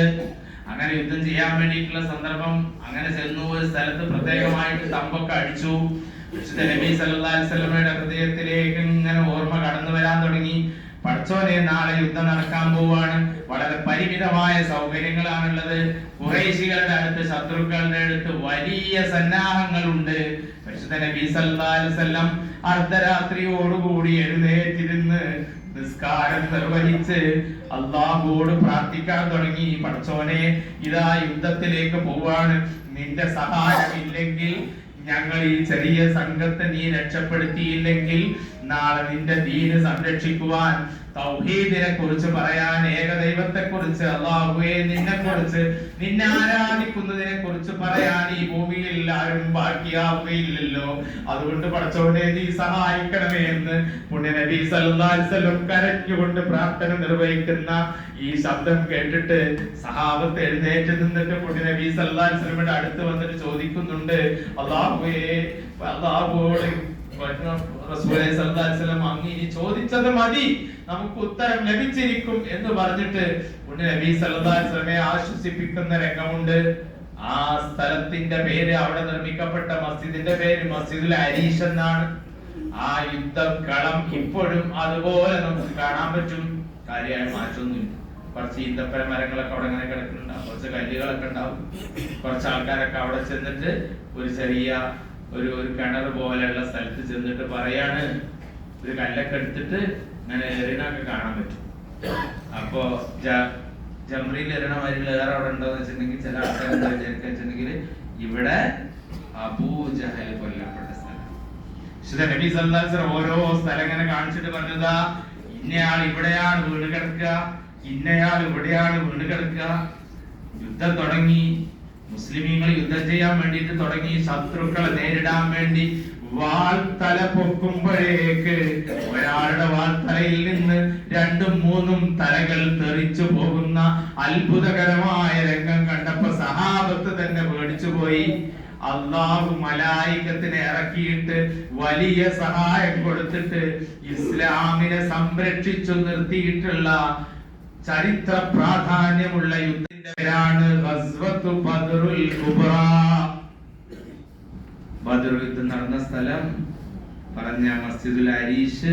കുറച്ചും കൂടി മുന്നോട്ട് പോയാൽ ബദറിൽ ഷഹീദാക്കപ്പെട്ട 14 പേരെ മറവ് ചെയ്യപ്പെട്ട സ്ഥലം. അവിടെ സന്ദർശിക്കാനൊക്കെ സൗകര്യമുണ്ട്. ബദറിൽ പങ്കെടുത്ത മുഴുവൻ ആളുകൾക്കും വാഗ്ദാനം ചെയ്യപ്പെട്ട സ്വർഗാണ്. ഒരു കഴിവുമില്ലാതെ ഒരു കാര്യവും ചെയ്യാതെ നമ്മൾ മോഹിക്കുന്നത്. അപ്പൊ നമ്മൾ എത്ര വലിയ വ്യാമോഹികളാണ് എന്ന് ഞാൻ എന്നോട് ചോദിക്കാം, ഇവിടെയുള്ള ഓരോ മനുഷ്യനും അവനവനോട് ചോദിക്കാം. എന്നിട്ട് വരെ പഠിച്ചവനെ ആ ബദറിൽ പങ്കെടുത്ത മഹാന്മാരുടെ അവരുടെ ഓർമ്മയൊക്കെ ഞങ്ങളുടെ ഹൃദയത്തിൽ ഉണ്ടല്ലാവേ. ഞങ്ങളെയും അതിന്റെ ചാരത്തേക്ക് ചേർക്കണേ, ഞങ്ങൾക്ക് സ്വർഗം നസീബാക്കി തരണേ അല്ലാഹുവേ. ബദർ പോയിട്ട് അത് ഉച്ചരിക്കാൻ പോലുള്ള അവകാശമില്ലാത്തവരാണ് അല്ലാഹുവേ ഞങ്ങൾ എന്ന് നമ്മൾ സ്വയം അല്ലാഹുവോട് ഏറ്റു പറയേണ്ടതാണ്. അൽഹംദുലില്ലാഹ് അവിടെ നിന്നൊക്കെ ഇങ്ങനെ തിരിച്ചു വരുന്നു. നമ്മൾ പോരുന്നതിന്റെ ഒരു 24 മണിക്കൂർ മുമ്പ് നമ്മുടെ ലഗേജ് കൊടുക്കാൻ വേണ്ടി ആരാവശ്യപ്പെടും? എയർലൈൻ്റെ ആൾക്കാർ ആവശ്യപ്പെടും.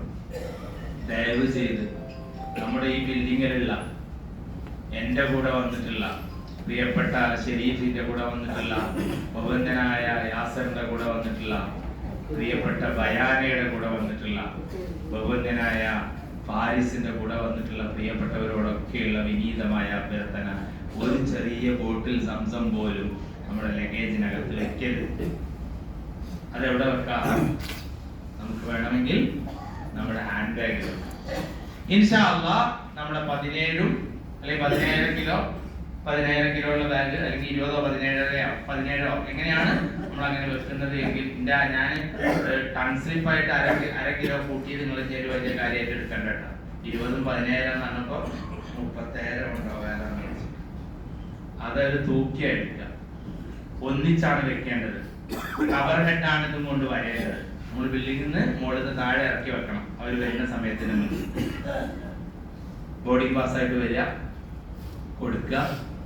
അതില് നമുക്ക് നമ്മുടെ ലഗേജ് കൊടുത്തു കഴിഞ്ഞാൽ എന്ത് ചെയ്യും? ഉടനെ 2 ചെറിയ ഭാഗങ്ങള്, ഈ ടാഗിന്റെ 2 ഭാഗങ്ങൾ നമുക്ക് തരും. ഒരാൾക്ക് 2 എണ്ണം വീതം. അതെന്ത് ചെയ്യുക? നമ്മുടെ കയ്യിൽ ഭദ്രമായിട്ട് സൂക്ഷിക്കുക. ഉംറ കഴിഞ്ഞ് പോകുമ്പോ കൊണ്ടുപോകണ പോലെ, മക്കത്ത് പോകുമ്പോ കൊണ്ടുപോകണ പോലെ, മദീനന്ന് പോകുമ്പോ കൊണ്ടുപോകണ പോലെ ഒന്നും നമ്മുടെ സാധാരണ പോണ കാർട്ടൂൺ പെട്ടിയിൽ പോകില്ല എന്ന് മനസ്സിലാക്കുക. ഏതിലെ പോവുള്ളൂ? ഹജ്ജ് കമ്മിറ്റി വഴി നമ്മൾ കൊണ്ടുവന്ന ആ ബാഗിൽ മാത്രമേ പോകുള്ളൂ. അപ്പൊ അതുകൊണ്ട് പലരും പറഞ്ഞിട്ട് എനിക്ക് അധികം സാധനമൊന്നും കൊണ്ടുപോകാനില്ല, ഇതിനാ പിന്നെ ഞാൻ 2 ബാഗ് കൊണ്ടുപോകണം എന്നൊക്കെ പറഞ്ഞിട്ടുണ്ട്. ഇപ്പൊ അത് ആവശ്യമായി വരുന്ന സന്ദർഭമാണ്. അപ്പൊ കുറച്ചും കൂടി ധൈര്യമുള്ളവർ എന്ത് ചെയ്ത് വെച്ചിട്ടുണ്ടെങ്കിൽ ഒരു ബാഗ് എടുത്ത് ഒരു ബാഗ് അതിൻ്റെ ഉള്ളിൽ മടക്കി വെച്ച് അത്യാവശ്യമുള്ള സാധനമായിട്ട് പോകുന്നു. അങ്ങോട്ട് പോകുമ്പോ 2ഉം 3ആയിട്ട് കൊണ്ടാകാൻ നമുക്ക് തോഫീക്ക് നൽകട്ടെ. ഈ കുറെ പൈസ ഒക്കെ ബാക്കി വെച്ചിട്ട് വീണ്ടും അവിടെ കൊണ്ടുപോയിട്ട് റിയാൽ മാറ്റി പൈസ ആക്കാനൊന്നും വിഷമിക്കണ്ട. ഇൻഷാ അല്ലാഹ് അതൊക്കെ ഉപയോഗപ്പെടുത്തുക. അള്ളാഹു തൗഫീഖ് നൽകട്ടെ. ഇൻഷാ അല്ലാഹ് പോകുന്നതിന്റെ 24 മണിക്കൂർ മുമ്പ് ഇവര് വരും. നമ്മുടെ ലഗേജ് ബാഗുകൾ നമ്മൾ ബിൽഡിങ്ങിൽ നിന്ന് താഴെ ഇറക്കി കൊണ്ടുവന്നു. അത് കവർ ഹെഡ് നമ്മുടെ ബോർഡിംഗ് പാസ് ഉപയോഗിച്ചുകൊണ്ട് അത് കൊടുക്കുന്നു, ലഗേജ് അധികൃതർക്ക് കൊടുക്കുന്നു. ഇപ്പൊ നമ്മുടെ കയ്യിൽ ആകെ ഒരു ബാഗ് മാത്രമേ ബാക്കിയുള്ളൂ. ഏത് ബാഗ്? Hand bag. പിന്നെ ആ ചെറിയ ചെരുപ്പിടുന്ന ബാഗ്, അതും അവിടെ ഇരിക്കട്ടെ ഇൻഷാ അല്ലാഹ്. വളരെ അത്യാവശ്യം ഉണ്ടെങ്കിൽ ഒരു ചെറിയ ബോട്ടിൽ സംസം വെള്ളം കയ്യിൽ വെക്കുക, എന്നിട്ട് ഇങ്ങനെ കുടിക്കുകയൊക്കെ ചെയ്യാം. അല്ലാഹു തൗഫീഖ് നൽകട്ടെ ഇൻഷാ അല്ലാഹ്. നമ്മൾ പോകുന്നതിന്റെ തലേനാൾ വളരെ സന്തോഷത്തോടു കൂടി മദീനയിലെ അവസാനത്തെ രാത്രി ഇങ്ങനെ കിടന്നുറങ്ങുമ്പോ ആലോചിക്ക, പഠിച്ചോനെ ഞാൻ ഏതൊരു മണ്ണിലാണുള്ളത്? എന്റെ തിരുനബി സല്ലല്ലാഹു അലൈഹി വസല്ലം കിടന്നുറങ്ങുന്ന മണ്ണിലാണ്. അവിടുത്തെ പ്രിയപ്പെട്ട കൂട്ടുകാരൻ ഏറ്റവും വലിയ അവ്വലുമൻ ആമന ബി അബൂബക്കർ, അവ്വലുമൻ സദ്ദഖനി അബൂബക്കർ, അവ്വലുമൻ യുഹ്ശറു മഅനി യൗമൽ ഖിയാമത്തി അബൂബക്കർ എന്ന് പുണ്യ നബി സല്ലല്ലാഹു അലൈഹി വസല്ലം പറഞ്ഞ ഇടപിരിയാത്ത കൂട്ടുകാർ അടുത്തടുത്ത് കിടക്കുന്ന സ്ഥലം മദീനയാണ്. പുണ്യ നബി സല്ലല്ലാഹു അലൈഹി വസല്ലം ഏറ്റവും മുന്നിൽ കിടക്കുന്നു. അവിടുത്തെ പുറകിൽ സിദ്ദീഖ് റളിയല്ലാഹു അൻഹു കിടക്കുന്നു. ജീവിതത്തിൽ എത്ര വലിയ കൂട്ടുകാരായിരുന്നുവോ അതേപോലെയുള്ള കൂട്ടുകാർ.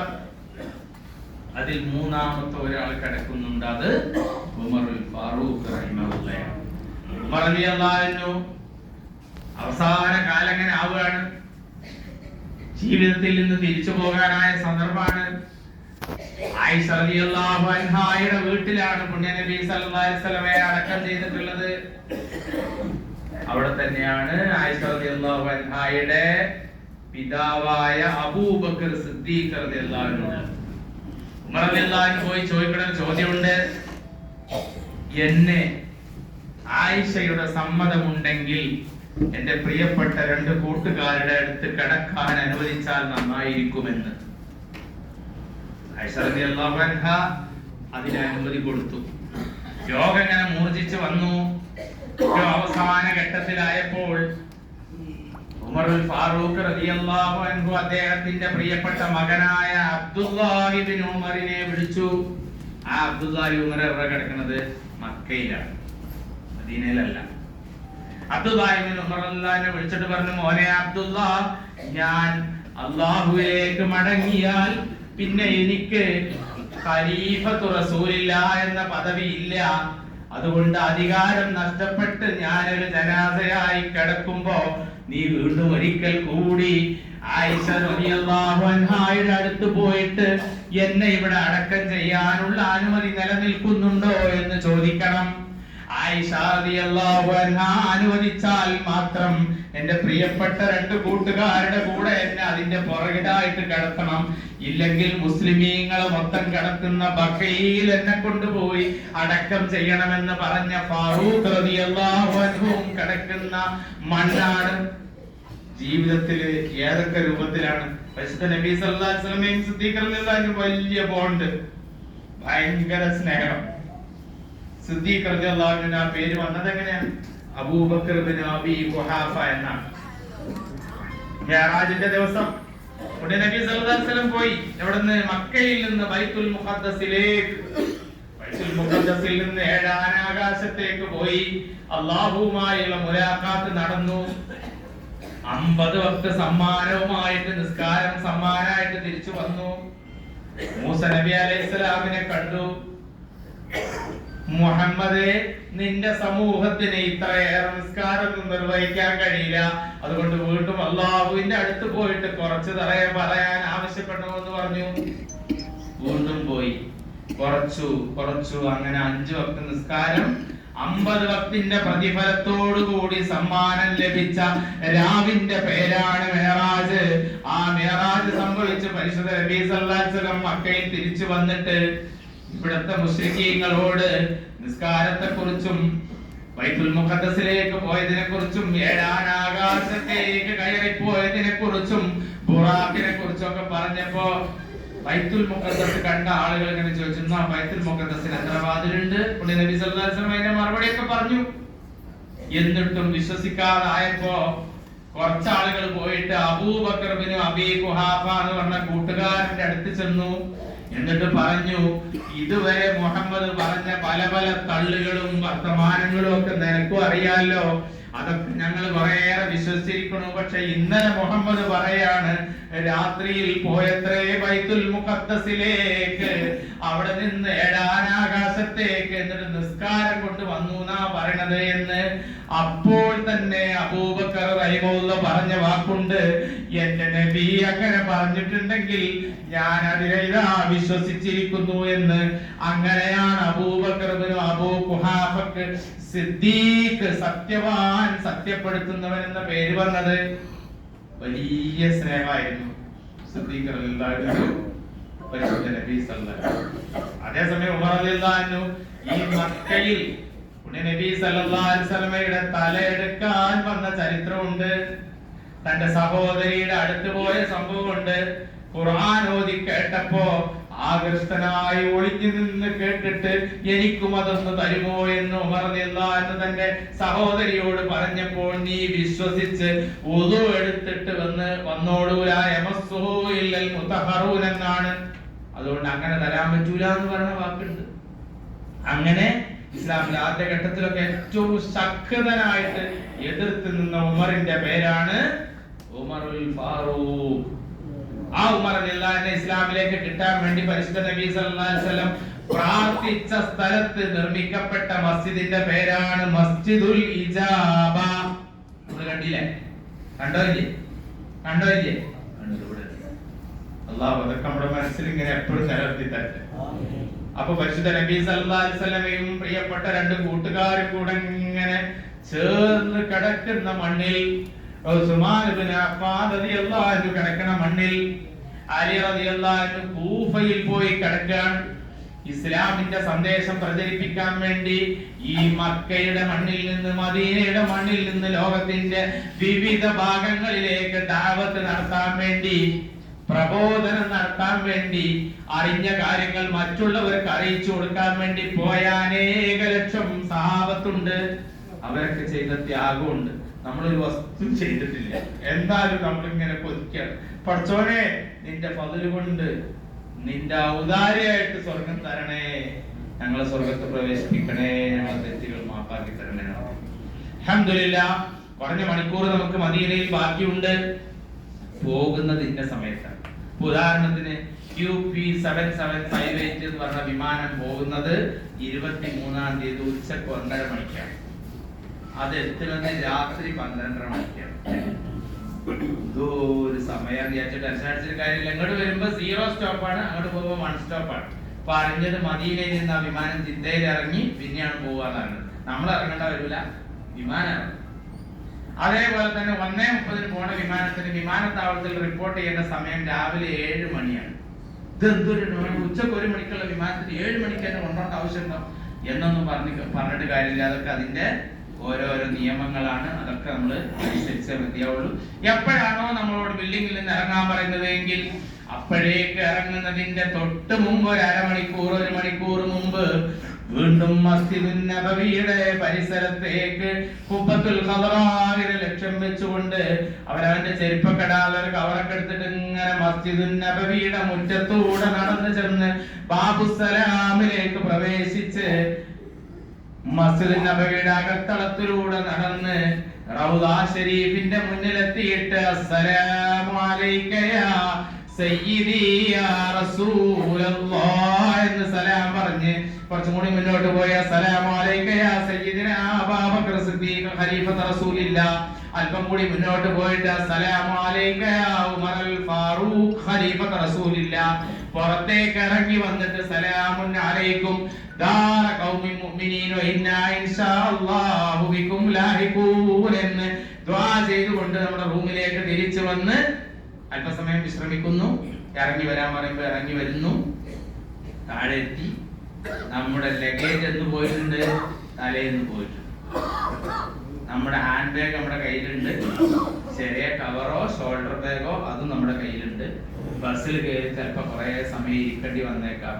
ഇരിക്കുമ്പോഴൊക്കെ അങ്ങനെ ഓർക്ക പഠിച്ചോനെ, ഖുർആനില് സൂറത്തുൽ അഹ്സാബിലെ 56-ാമത്തെ ആയത്തായിട്ട് നീ പറഞ്ഞത് ഇന്നല്ലാഹ മലായികതഹു യുസല്ലൂന അലൻ നബി യാ അയ്യുഹല്ലദീന ആമനൂ സല്ലു അലൈഹി വസല്ലിമു തസ്ലീമാ. അല്ലാഹുവിന്റെ തിരുദൂതരെ കുറിച്ച് ഓർത്തുകൊണ്ട് അവിടത്തോട് സലാം പറഞ്ഞിട്ട്, പടച്ചോനെ വിശുദ്ധമായ ഈ മണ്ണിലേക്ക് ഇതാ ചരിത്രം ഇങ്ങനെ നിൽക്കുന്ന ഹിജാസിന്റെ റെയിൽവേ ഉള്ള, മസ്ജിദുൽ ഹമാമയുള്ള, മസ്ജിദ് സിദ്ദീഖുള്ള, പരിശുദ്ധ നബി സല്ലല്ലാഹു അലൈഹി വസല്ലമയുടെ പ്രിയപ്പെട്ട മുഅദ്ദിനായിരുന്ന ബിലാൽ റഹിമഹുള്ളയുടെ പേരിലുള്ള പള്ളിയുള്ള ബിലാൽ റഹിമഹുള്ള മദീനയിൽ നിന്ന് പോയി. കാരണം നബി സല്ലല്ലാഹു അലൈഹി വസല്ലം വഫാത്തായപ്പോ റസൂൽ ഇല്ലാത്ത ഒരു സ്ഥലത്തിലേക്ക് നിൽക്കാൻ കഴിയില്ല എന്ന് പറഞ്ഞിട്ട് വളരെ ദൂരത്തേക്ക് പോയി. പിന്നീട് ഒരു ദിവസം മടങ്ങി വന്നപ്പോ ബിലാലിനോട് ആളുകൾ പറഞ്ഞു, ഒരിക്കൽ കൂടി ബിലാലെ അങ്ങ് ബാങ്ക് വിളിക്കൂ എന്ന്. ബിലാൽ ബാങ്ക് വിളിക്കാൻ തുടങ്ങി. അതേ ബിലാൽ കറുത്ത ബിലാലാണ്. കഅബാലയത്തിന്റെ മുകളിൽ കയറ്റി നിർത്തിയിട്ട് ബിലാലിനെ കൊണ്ട് ബാങ്ക് വിളിപ്പിച്ച പരിശുദ്ധ നബി മുസ്തഫ സല്ലല്ലാഹു അലൈഹി വസല്ലം. ആ ഓർമ്മ നമ്മുടെ മനസ്സിലുണ്ട്. ബിലാൽ നബി സല്ലല്ലാഹു അലൈഹി വസല്ലം വഫാത്തായി മദീനയിൽ നിന്ന് പോയി. കുറേ സമയത്തിന് ശേഷം വീണ്ടും തിരിച്ചു വന്നപ്പോ ഒരിക്കൽ കൂടി ബാങ്ക് വിളിക്കാൻ തുടങ്ങി. മദീനയിലെ മസ്ജിദുൻ നബവിയിൽ ആളുകൾ ഓടിക്കൂടി വന്നിട്ട് പറഞ്ഞു, നബി സല്ലല്ലാഹു അലൈഹി വസല്ലം ജീവിച്ചിരിപ്പുണ്ടല്ലേ എന്ന്. കാരണം ബിലാലിന്റെ ബാങ്ക് വിളി കേട്ടപ്പോ ആളുകൾക്ക് മുഴുവൻ വലിയ സന്തോഷമായി. പക്ഷെ ബിലാൽ അശ്ഹദു അന്ന മുഹമ്മദർ റസൂലുള്ളാഹി ഉച്ചരിക്കാൻ കഴിയാതെ ബാങ്ക് നിർത്തിയിട്ട് താഴേക്ക് വീണ് പോകുന്ന രംഗമുണ്ട്. ആ ബിലാലിനെ ഒരു മനുഷ്യനായി ഉയർത്തിയിട്ട് കറുത്ത ബിലാലിനെ വെളുത്ത സൽമാനോട് ചേർത്ത് നിർത്തിയ, സൽമാനുൽ ഫാരിസിയോട് ചേർത്ത് നിർത്തിയ നബി സല്ലല്ലാഹു അലൈഹി വസല്ലം ഉള്ള മണ്ണിൽ നിന്ന് അവിടത്തോട് സലാം പറഞ്ഞിട്ട് ആ മണ്ണിൽ നിന്ന് മെല്ലെ മെല്ലെ നമ്മളിങ്ങനെ മടങ്ങാണ്. ഖുബ്ബത്തുൽ ഖദറാ കാണും, മസ്ജിദ് നബവിയുടെ മിനാരങ്ങൾ കാണും.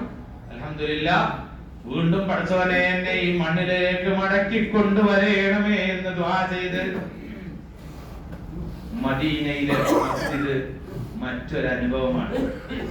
മക്കയിലെ മസ്ജിദുൽ ഹറം തിരക്ക്, ബഹളം, തവാഫ്, ആളുകള്, പെണ്ണുങ്ങള്, തിരക്ക്, മനുഷ്യന്മാര് ഇങ്ങനെ തിളച്ച് മറിയാൻ.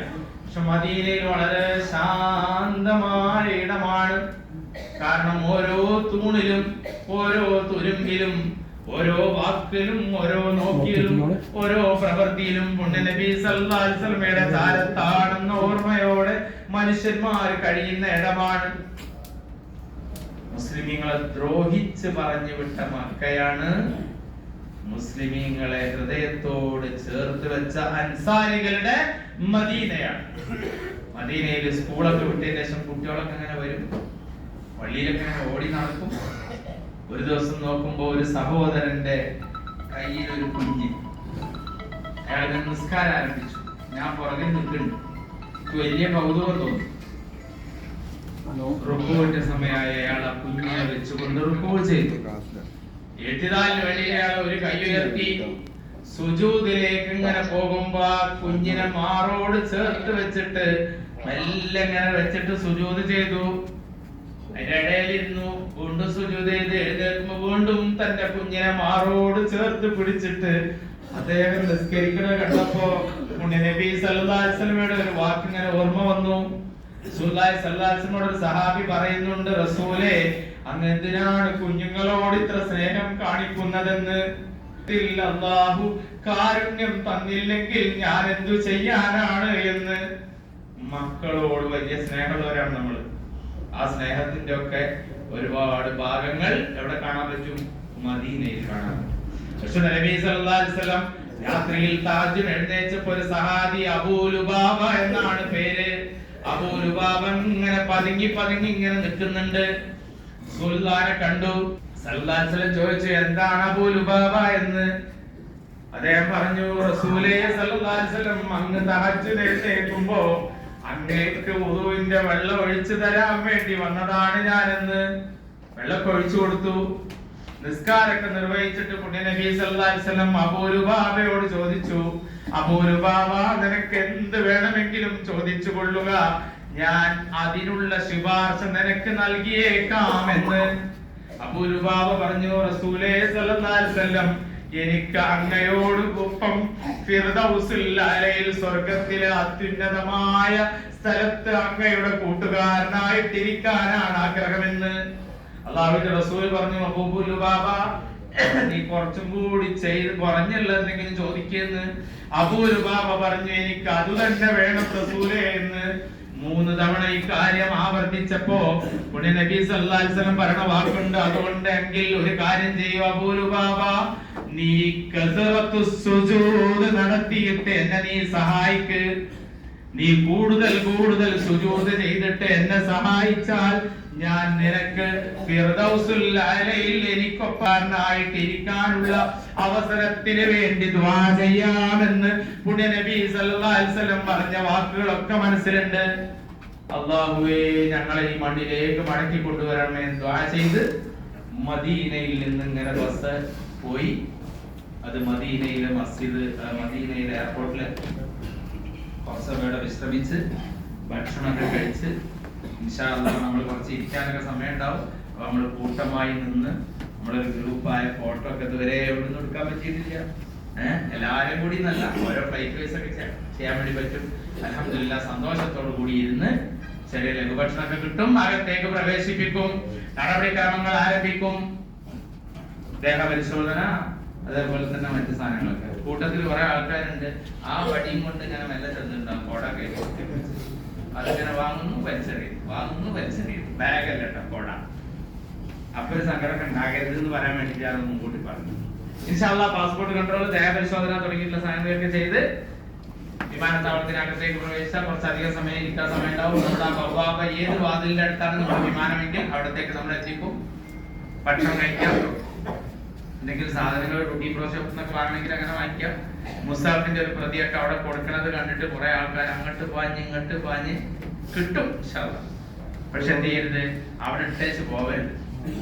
അത് രാജാവിന്റെ ഒരു സമ്മാനമായിട്ട് കിട്ടുന്ന സാധനമാണ്. ഇൻഷാല്ലാഹ് അതൊക്കെ കൃത്യമായിട്ട് ഉപയോഗപ്പെടുത്തി അൽഹംദുലില്ലാഹ് വിമാനത്തിന്റെ സമയമാകുന്നു. വിമാനത്തിലേക്ക് പ്രവേശിക്കുന്നു. വിമാനം മദീനയിൽ നിന്ന് പുറപ്പെടുന്നു. വഴിയിൽ വെച്ച് ഭക്ഷണമൊക്കെ കിട്ടുന്നു. ഒരു സ്റ്റോപ്പ് ജിദ്ദയാണ് എന്നാണ് സാധ്യത. ഞാൻ പറഞ്ഞു, ഉറപ്പായിട്ടില്ല. ജിദ്ദയിലാണെങ്കിൽ അവിടെ ഇറങ്ങും, നമ്മൾ ഇറങ്ങേണ്ട. പൂവൊക്കെ ചിലപ്പോൾ മാറും. എന്നിട്ട് അടുത്ത ടീം കയറി ഇവിടെ നിന്ന് വിമാനം കരിപ്പൂരിലേക്ക് പുറപ്പെട്ട് മണിക്കൂറുകൾ യാത്ര ചെയ്ത് അവിടെ ഇങ്ങനെ എത്തുന്നതിന് മുമ്പ് ഒന്ന് ഉറങ്ങി എണീറ്റു. ഇൻഷാ അല്ലാഹ് ഉച്ചക്കാണ് ഇവിടുന്ന് കയറി. ജിദ്ദയിൽ നിന്ന് എപ്പോഴാ കയറാന്നുള്ളത് അറിയില്ല. ഏതായാലും രാത്രി 12 അവിടെ എത്തി. പുറത്തേക്ക് വന്ന് പാസ്പോർട്ട് നടപടിക്രമങ്ങൾ, ഒരു എബോള ഫ്രീ ആണെന്ന് പറയാനുള്ള ഫോം മദീനയിൽ തെറ്റാതെ പൂരിപ്പിക്കാം. പിന്നെ ഫോട്ടോ കോപ്പി എടുത്ത് തരാൻ ഉണ്ടാവില്ല. 153 ആൾക്കാർക്ക് 153 തന്നെ കിട്ടുള്ളൂ, 154 കിട്ടില്ല. അപ്പൊ അത് തെറ്റാതെ പരസ്പരം സഹായിച്ച് പൂരിപ്പിച്ച് ഇൻഷാ അല്ലാഹ് കയ്യിൽ വെക്കുക. പാസ്പോർട്ട്, ബോർഡിംഗ് പാസ്, ഈ സാധനം, ഇത് 3 കൂടെ ഒന്നിച്ചു വെക്കുക. അങ്ങോട്ട് പോകുമ്പോ വിസ വേണം, മടങ്ങി പോകണ വിസ.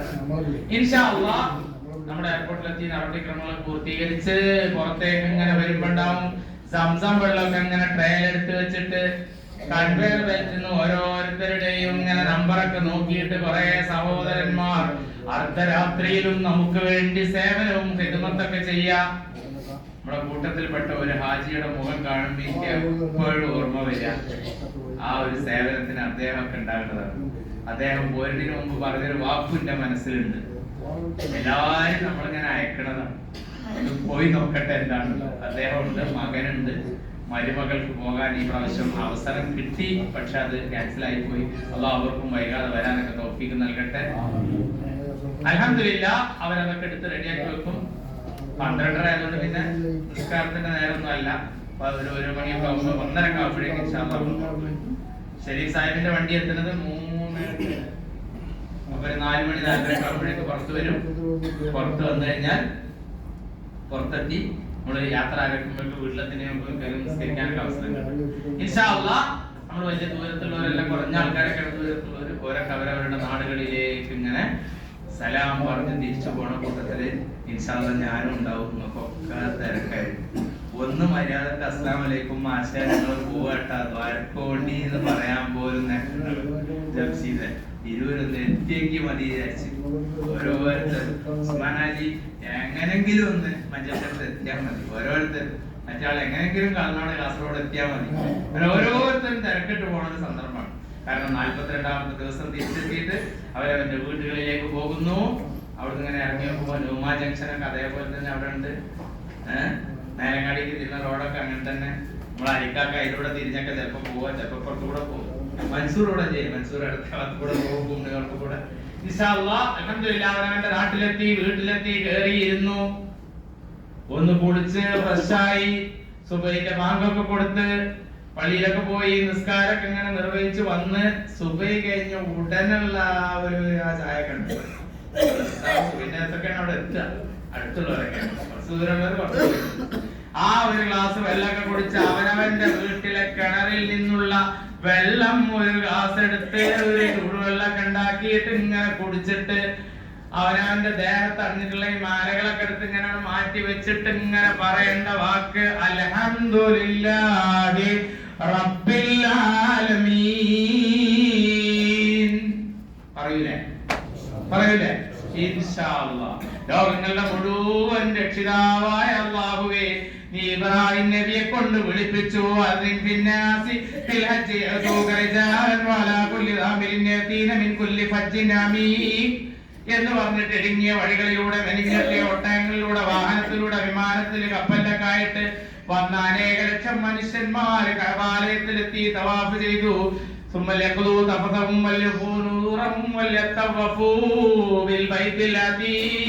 എന്ന് പറഞ്ഞ ഈ ബലിഷ്ഠമായ കഅബാലയത്തിന്റെ അടുത്തൂടെ തവാഫ് ചെയ്തു, സഅയ് ചെയ്തു, ഹജ്ജ് ചെയ്തു, ഉംറ ചെയ്തു, പൂർത്തീകരിച്ച് തിരിച്ചു വന്നു. എനിക്കൊരു പ്രയാസം ബുദ്ധിമുട്ടൊന്നും ഉണ്ടായിട്ടില്ല. പോയതിനേക്കാളേറെ സന്തോഷത്തോടുകൂടി എന്നെ എന്റെ ഭവനത്തിൽ തിരിച്ചെത്തിച്ച അല്ലാഹുവേ, നിനക്ക് സകല സ്തുതിയും എന്ന് പറഞ്ഞിട്ട് അല്ലാഹുവിൽ അർപ്പിച്ചു പോന്ന നമ്മള് നമ്മുടെ നാട്ടിലേക്ക് തിരിച്ചെത്തി. അല്ലാഹു കബൂലാക്കുമാറാവട്ടെ. പടച്ചവനെ, ഖാലിഖായ അല്ലാഹുവേ, റാഹിമായ അല്ലാഹുവേ, ഞങ്ങളെ സഹായിക്കണം അല്ലാഹുവേ. ഒരു പ്രയാസവും ബുദ്ധിമുട്ടൊന്നും ഇല്ലാതെ നീ ഞങ്ങൾക്ക് ഉംറ ചെയ്യാൻ അവസരം നൽകുകയും ഹജ്ജ് ചെയ്യാൻ അവസരം നൽകുകയും ചെയ്തതുപോലെ ഞങ്ങൾ മദീനയിൽ ഞങ്ങളുടെ കരളിന്റെ കഷ്ണമായ പ്രിയപ്പെട്ട നബി മുഹമ്മദ് മുസ്തഫ സല്ലല്ലാഹു അലൈഹി വസല്ലമയെ സഹാബത്തിലേക്ക് സന്ദർശിക്കാനുള്ള തൗഫീഖ് അല്ലാഹുവേ ഞങ്ങൾക്ക് നൽകണമേ. പടച്ചവനെ, അപമര്യാദയായിട്ടുള്ള ഒരു വാക്കോ പ്രവൃത്തിയോ നോട്ടമോ ചെയ്തികളോ ഞങ്ങളുടെ അടുത്ത് വരുത്തല്ലേ അല്ലാഹുവേ. ഞങ്ങൾക്ക് ക്ഷമ തരണേ അല്ലാഹുവേ. ഞങ്ങളുടെ നക്ഷമല്ല എന്തെങ്കിലും വാക്കുകൾ വരുമ്പോഴേക്ക് പടച്ചവനെ ഞങ്ങളുടെ ഹജ്ജിന്റെ ഓർമ്മ ഞങ്ങളുടെ മനസ്സിൽ വരുത്തണേ അല്ലാഹുവേ. ഓരോ ഭക്ത നിസ്കാരത്തിലും അല്ലാഹു അക്ബർ എന്ന് പറഞ്ഞ് തക്ബീർ കെട്ടുമ്പോ കഅബാലയത്തിന്റെ ഓർമ്മ ഞങ്ങളുടെ മനസ്സിൽ വരുത്തണേ അല്ലാഹുവേ. ഈ വിശുദ്ധമായ നാടിന്റെ നന്മ ഞങ്ങളിൽ നിലനിർത്തണേ അല്ലാഹുവേ. ഞങ്ങളിൽ വന്നിട്ടുള്ള കുറവുകൾ നീ പരിഹരിക്കണേ അല്ലാഹുവേ. റബ്ബനാ ആതിനാ ഫിദ്ദുനിയ ഹസനതൻ വഫിൽ ആഖിറതി ഹസനതൻ വഖിനാ അദാബന്നാർ. റബ്ബനാ തഖബ്ബൽ മിന്നാ ഇന്നക അൻതസ് സമീഉൽ അലീം വതുബ് അലൈനാ ഇന്നക അൻതത് തവ്വാബുർ റഹീം. واغفر لنا يا غافر المذنبين برحمتك يا ارحم الراحمين. واخر دعوانا الحمد لله رب العالمين. السلام عليكم ورحمة الله وبركاته.